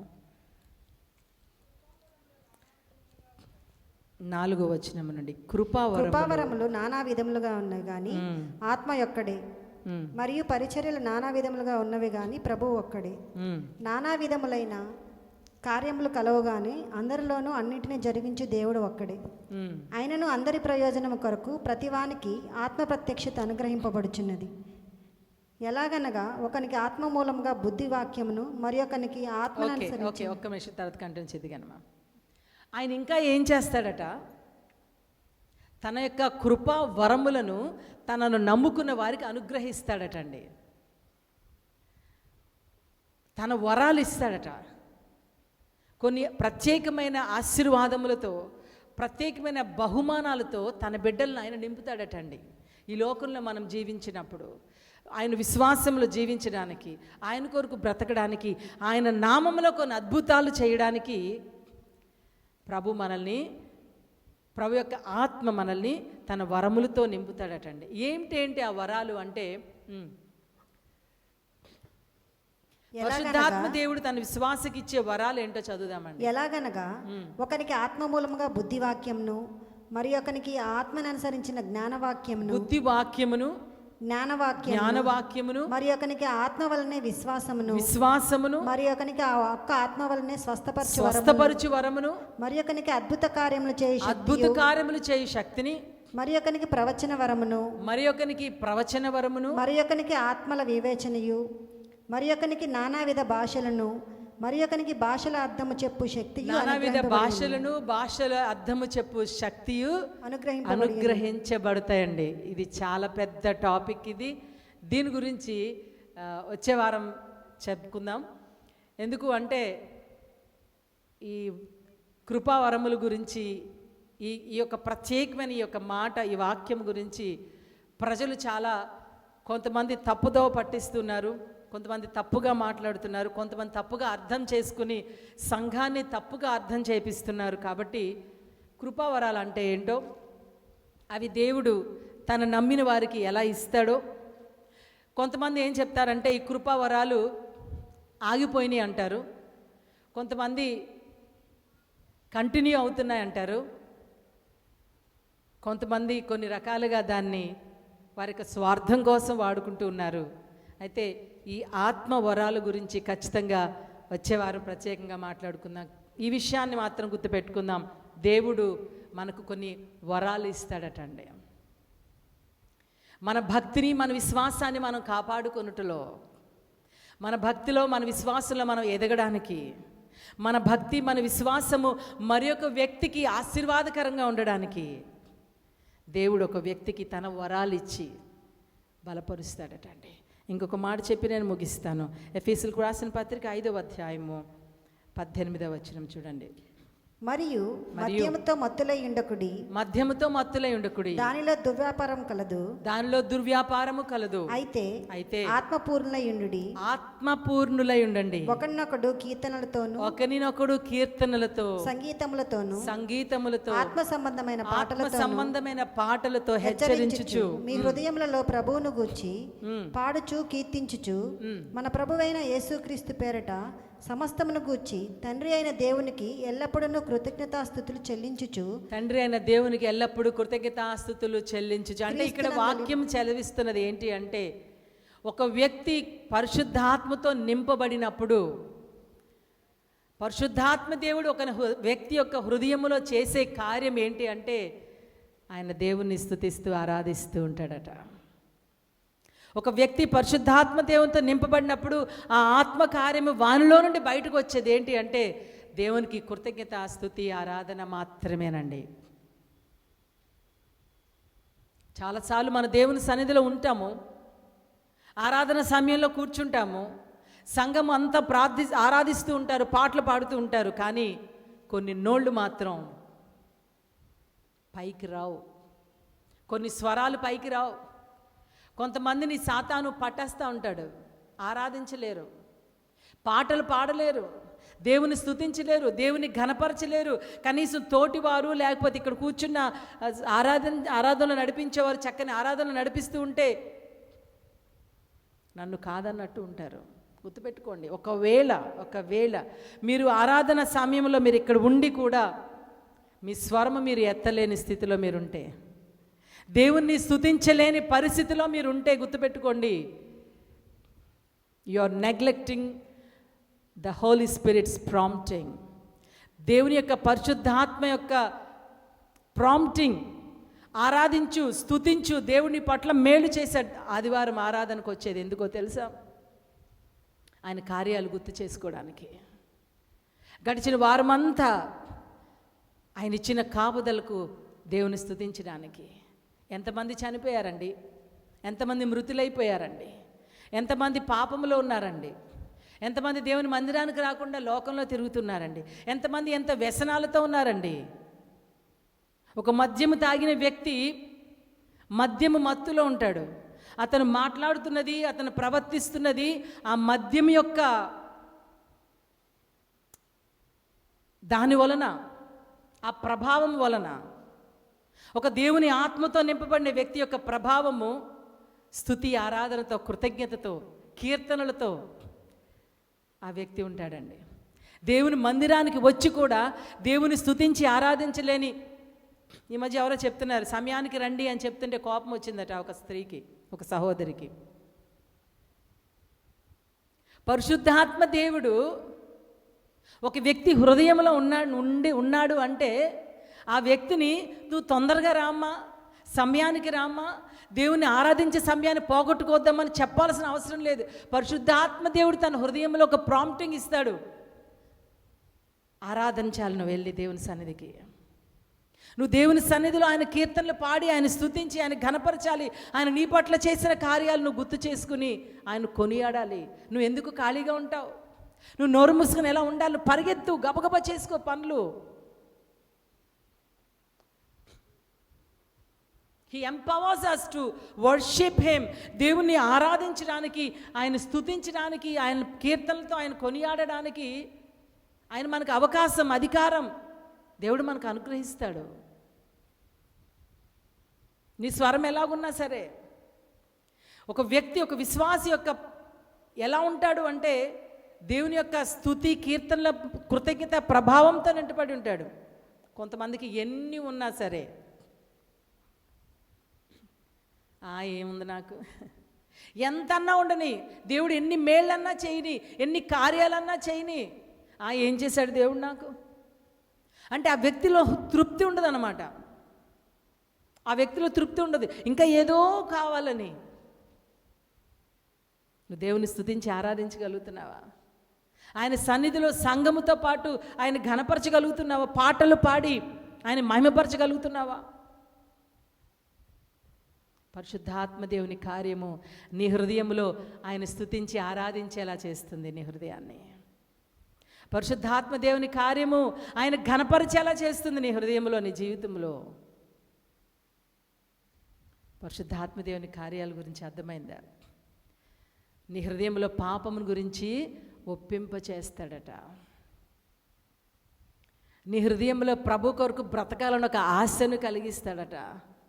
నీ హృదయంలో గత కాలంలో నువ్వు విడిచిపెట్టిన శారీర కార్యములను అసహించుకునేలాగా, ఆత్మానుసారమైన వ్యక్తిగా జీవించేలాగా చేస్తాడట. పరిశుద్ధాత్మ దేవుడు నీలో నివసిస్తాడు, నిన్ను ఆలయముగా చేసుకుంటాడు, తన సర్వసత్యములోనే నిన్ను నడిపిస్తాడు, తన సర్వసత్యంలోనే నిన్ను స్థిరపరుస్తాడు.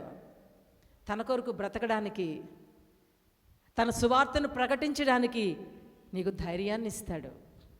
తన కృపా వరములతో నిన్ను నింపుతాడు. నిన్ను ఆశీర్వదించడం మాత్రమే కాదు, నీ జీవితాన్ని ఆశీర్వాద కారకులుగా చేస్తాడు. నీ స్తుతి, నీ ఆరాధన చూసిన వారు ప్రేరేపించబడతారు, వారు కూడా దేవుని స్తుతించి ఆరాధించేలాగా. ఇవండి దేవుని కార్యాలు అంటే, ఇవండి పరిశుద్ధాత్మ దేవుని కార్యాలు. లోకము, నమ్మకార్థ క్రైస్తవ సమాజము పరిశుద్ధాత్మ దేవుని కార్యాల గురించి వ్యతిరేకంగా చెప్తా ఉన్నారు. పరిశుద్ధాత్మ దేవుని కార్యాలంటే ఏవో గంతులు, ఏడుపులు, పొడబెబ్బలు. మొన్న చూపించాను కదా, మన గ్రూప్లో పెట్టాను కదా. ఏంటండి, ఒక అమ్మాయి పైనుంచి దూకేస్తుంది, పరిశుద్ధాత్మ దేవుడు వచ్చాడంట ఆమె మీదకి. ఆ బాల్కనీ మీద నుంచి దూకేస్తుంది. మనిషి అన్నవాడు ఎవడన్నా దూకుతారండి అలాగా? సెన్సెస్లో ఉన్న వాళ్ళు ఎవరన్నా? సెన్సెస్లో లేని వాళ్ళు మాత్రమే అలాంటి పనులు చేస్తారు. ఇంకొక అమ్మాయి గింజుకుంటుంది, గోల చేస్తూ ఉంది. వెనకాల నుంచి ఒక అమ్మాయి జుట్టు పట్టుకొని నవ్వుకుంటా, ఈ అయ్యగారు కమాన్ కమాన్ కమాన్ అంటున్నాడు. ఇది పరిశుద్ధాత్మ దేవుని కార్యాలు కావవి. దురాత్మతో నింపబడి దురాత్మ ప్రభావంతో చేస్తున్న కార్యాలు అవి. దానికి పరిశుద్ధాత్మ దేవుని కార్యాలని పేరు పెడుతున్నారు. ఒక వ్యక్తిలో పరిశుద్ధాత్మ దేవుడు ఉంటే ఆ వ్యక్తి దేవుని స్తుతిస్తాడు మాత్రమే, తనకున్న కొంచెంలో నుండి దేవుని గనపరుస్తాడు. తను ఎల్లప్పుడూ ఉన్నా లేకపోయినా కూడా దేవానికి స్తోత్రాలను చెప్పగలుగుతాడు. ఏమి ఉన్నా లేకపోయినా, కొంచెమే ఉన్నా సరే ఆ కొంచెమును బట్టి తృప్తి చెంది దేవుని స్తుతిస్తూ ఆరాధిస్తాడు.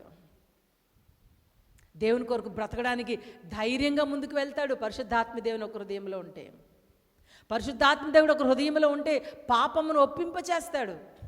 పాపములో జీవించడు, పాపములో బ్రతకడు. పరిశుద్ధాత్మ దేవుడు మనలో ఉంటే మనం ఒకరికి ఆశీర్వాదకరంగా ఉండేలా చేస్తాడు. ఈ పరిశుద్ధాత్మ దేవుడు మీలో నివసిస్తున్నాడా? మీ ఆత్మీయ జీవితం ఏ రీతిగా ఉంది? కళ్ళు మూసుకుందాం, ప్రార్థన చేసుకుందాం, పరిశీలించుకుందాం. పరిశుద్ధాత్మ దేవుని నడిపింపులోనూ ఉన్నావా? ఆయన నిన్ను నడిపిస్తున్నప్పుడు, ఆయన నిన్ను నడిపిస్తున్నప్పుడు ఆయన స్వరముకు నువ్వు లోబడుతున్నావా? ఆయన నిన్ను సత్యములోనికి నడిపించాలని, నువ్వు ఆయన స్తుతించి ఆరాధించాలని, గనపరచాలని, నువ్వు ఆయన పని చేయాలని, నువ్వు ఆయన కొరకు బ్రతకాలని, నువ్వు ఆయన సత్యంలోనే స్థిరపరచబడాలని, నువ్వు ఆయన ప్రభావం చేత నింపబడాలని ప్రభు కోరుకుంటున్నాడు. ఎన్ని మార్లు ఆయన ఆత్మను నువ్వు వ్యతిరేకించావు, ఎన్ని మార్లు ఆయన స్వరమును నువ్వు వ్యతిరేకించావు, ఎన్ని మార్లు ఆయన నడిపింపులను వ్యతిరేకించావు, ఎన్ని మార్లు ఆయనను స్తుతించి ఆరాధించకుండా ఆయనకు కీర్తనలు పాడి కృతజ్ఞతలు చెల్లించి ఆయనను కొనియాడకుండా నీ నోరు మూసేసుకున్నావు. ఎన్నిసార్లు ఆయన సువార్తను ప్రకటించకుండా, ఆయన దేవుడని, ఆయన రక్షకుడని, ఆయనలో సత్యం ఉందని చెప్పకుండా ఎన్నిసార్లు నీ నోరు మూసుకున్నావు. పరిశుద్ధాత్మదేవుడు నీలో నివసించడానికి నీ జీవితం యోగ్యముగా ఉంచుకున్నావా? ఆయన నివసించడానికి నీ హృదయము ఆలయముగా ఆయన చేసుకోవడానికి ఆయన ఇష్టపడ్డాడు. పరిశుద్ధాత్మదేవుడు నీలో ఉన్నాడా? నువ్వు ఆయన చేత నడిపించబడుతున్నావా? లోకాశల చేత నడిపించబడుతున్నావా? శరీరాశలను జయించినావా? ఆత్మానుసారమైన వ్యక్తిగా నువ్వు బ్రతుకుతున్నావా? దేవుని సన్నిధిలో పరిశీలించుకొని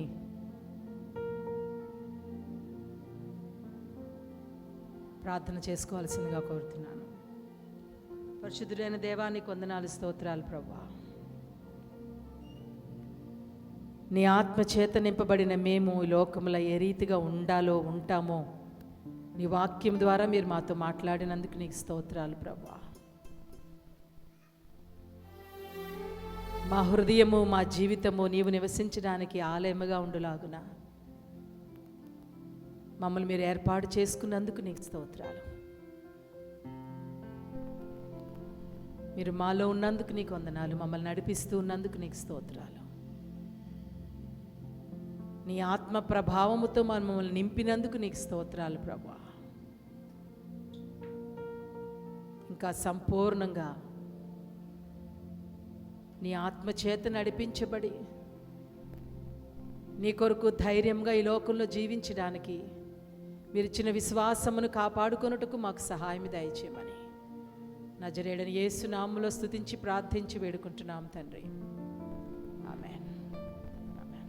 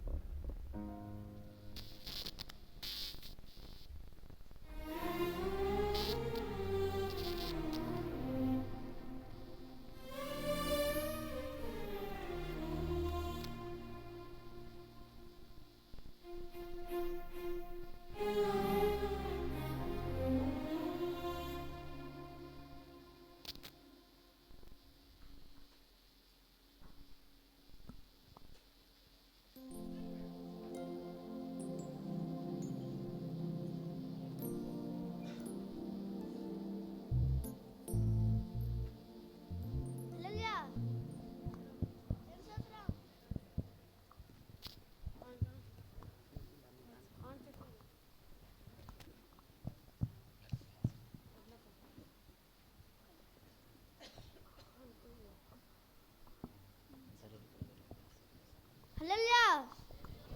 దేవుని స్తోత్రం. అందరూ లేచినప్పుడైతే కనుక పాట పాడుకుంటూ కనుకలు సమర్పించుకుందామండి. ఎవరికెవరు అనే పాట పాడుకుంటూ రాకపోతే రెండోసారి సహకరించండి. ఎవరికి ఎవరు ఈ లోకములో ఎంతవరకు మనకి బంధం?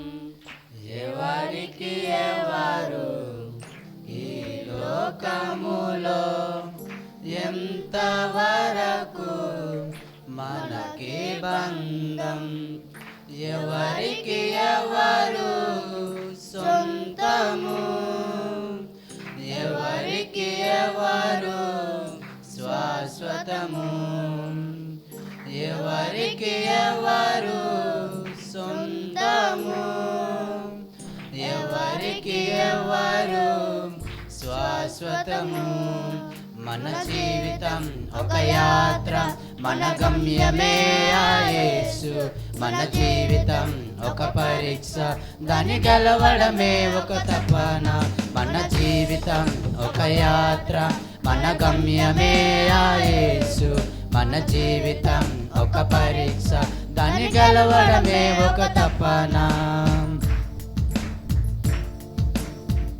సంతోషంగా చప్పట్లు కొడుతూ దేవుని కాళ్ళకి సమర్పిస్తూ దేవుని కనపరుచుకున్నాం. పాట రాకపోతే రెండోసారి సహకరించ కోరుచున్నాము.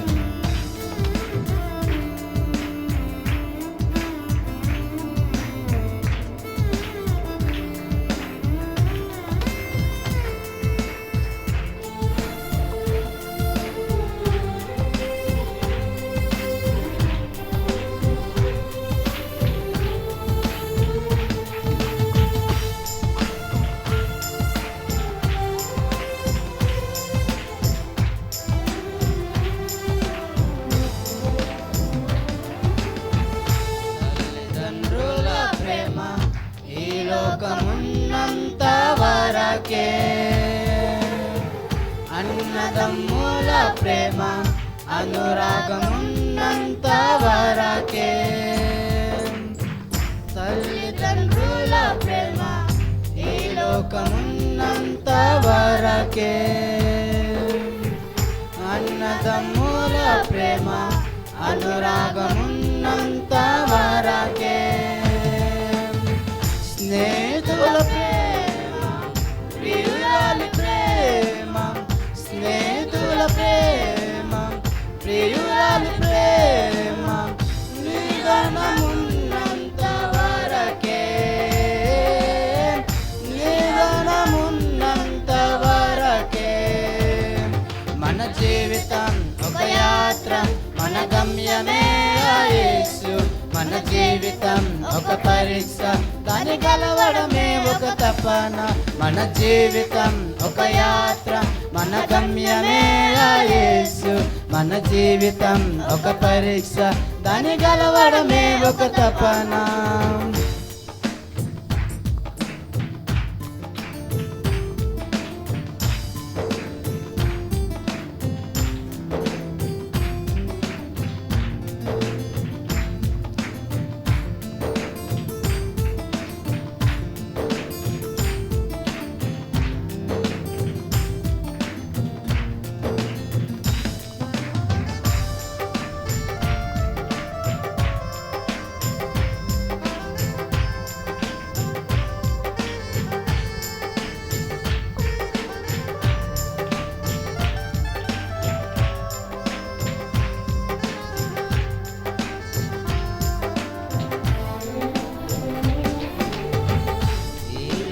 శ్రమలు ఈ దేహమున్నంత వరకే,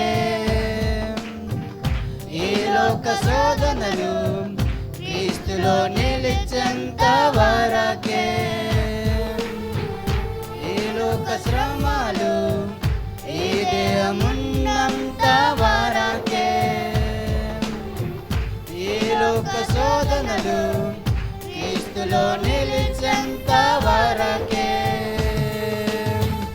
యేసులో విశ్వాసం యేసుకై నిరీక్షణ, యేసులో విశ్వాసం యేసుకై నిరీక్షణ, కాదన్నాడు వేదం,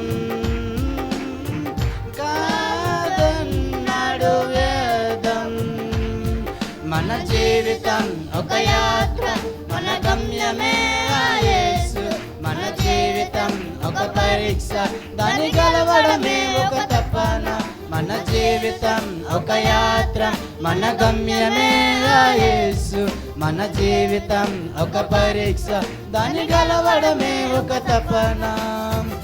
ఎవరికి ఎవరు ఈ లోకములో ఎంత వరకు మనకి బంధం, ఎవరికి ఎవరు ఈ లోకములో ఎంత వరకు మనకి బంధం, ఎవరికి ఎవరు సొంతము, ఎవరికి ఎవరు శాశ్వతము, ఎవరికి ఎవరు సొంతము, ఎవరికి ఎవరు శాశ్వతము. మన జీవితం ఒక యాత్ర, మన గమ్యమే యేసు. మన జీవితం ఒక పరీక్ష, దాని గెలవడమే ఒక తపన. మన జీవితం ఒక యాత్ర, మన గమ్యమే యేసు. మన జీవితం ఒక పరీక్ష, దాని గెలవడమే ఒక తపనం. మన జీవితం ఒక యాత్ర, మన గమ్యమే యేసు. మన జీవితం ఒక పరీక్ష, దాని గెలవడమే ఒక తపనం. దేవుని స్తోత్రం. హల్లెలూయా.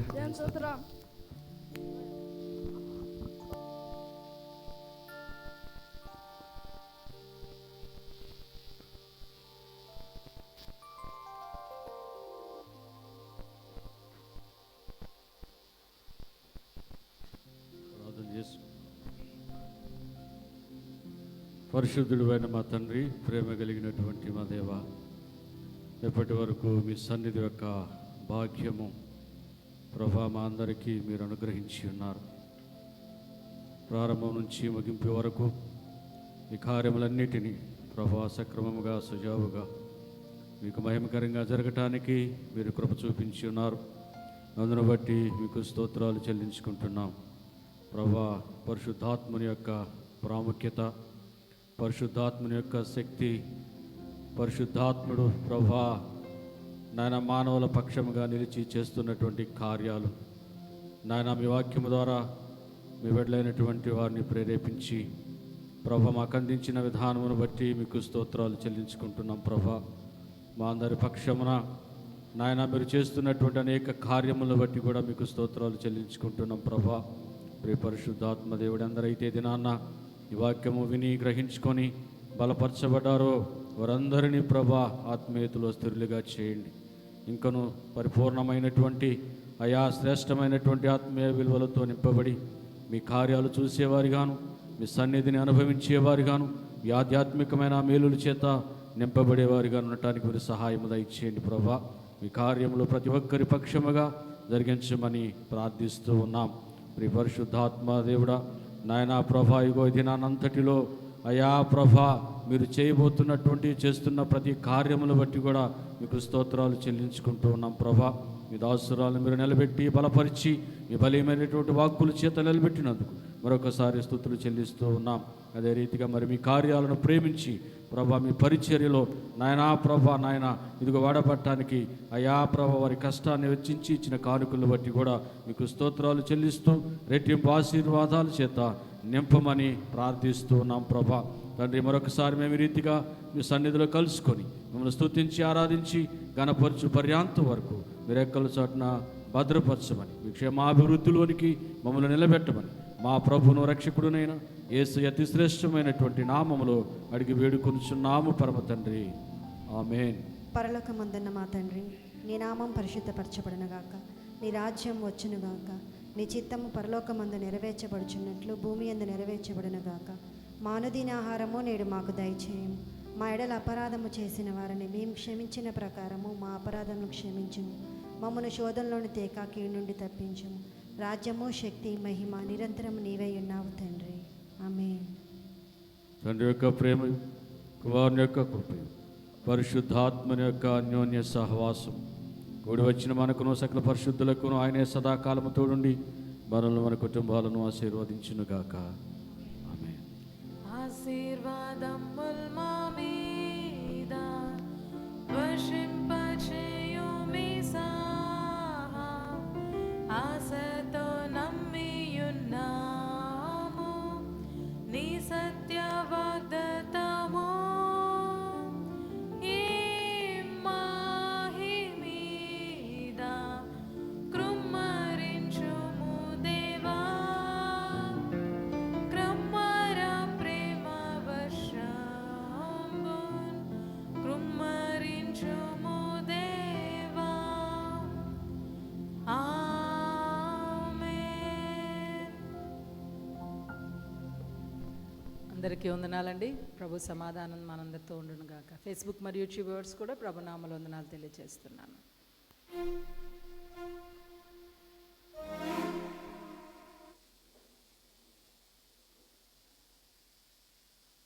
సాక్ష్యములు చెప్పగోరు వారు ఎవరైనా ఉంటే దయచేసి త్వరగా ముందుకు రావాల్సిందిగా కోరుతున్నాను. దేవుడు మీ జీవితాల్లో చేసిన కార్యాలు ఎవరైనా చెప్పదలిస్తే త్వరగా ముందుకు రండి.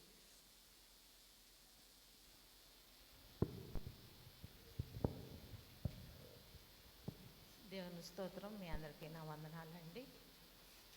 ఆత్మీయ తల్లికి నా వందనాలు. మరి ముఖ్యంగా నాకు పిడుసు మీ అందరికీ తెలుసు, నా కోసం మీరు అందరు ప్రేయర్ చేస్తున్నారు. మరి అయితే మరి 6 నెలలకి మందులు రాశారని చెప్పాను. మరి 6 నెలలు అయిపోయింది. నిన్న వెళ్ళాను మరి మందులకి. మరి నేనైతే దేవుడిని వారం నుంచి అడుక్కుంటున్నాను, అయ్యా మరి స్కానింగ్ లేకుండా మరి నాకు సహాయం చేయమని నేను ప్రార్థించుకుంటున్నాను. మరి అయితే నిన్న మరి అడిగారు, అమ్మ 6 నెలల్లో ఎప్పుడు నుంచుంటున్నావు నువ్వు అని. నేను 5-6 సార్లు నుంచున్నాను. మరి చెప్పాను, కాకపోతే ఎప్పుడు నుంచుంటున్నావు, ఏ రోజు నుంచుంటున్నావు, ఏ టయానికి నుంచుంటున్నావు అమ్మ అది కొంచెం మాకు కావాలి అని చెప్పి అడిగారు. అయితే నాకు అది గుర్తులేదు అని చెప్పాను. చెప్పినప్పుడు మరి డాక్టర్ గారు ఏమన్నారంటే, అమ్మ బ్లడ్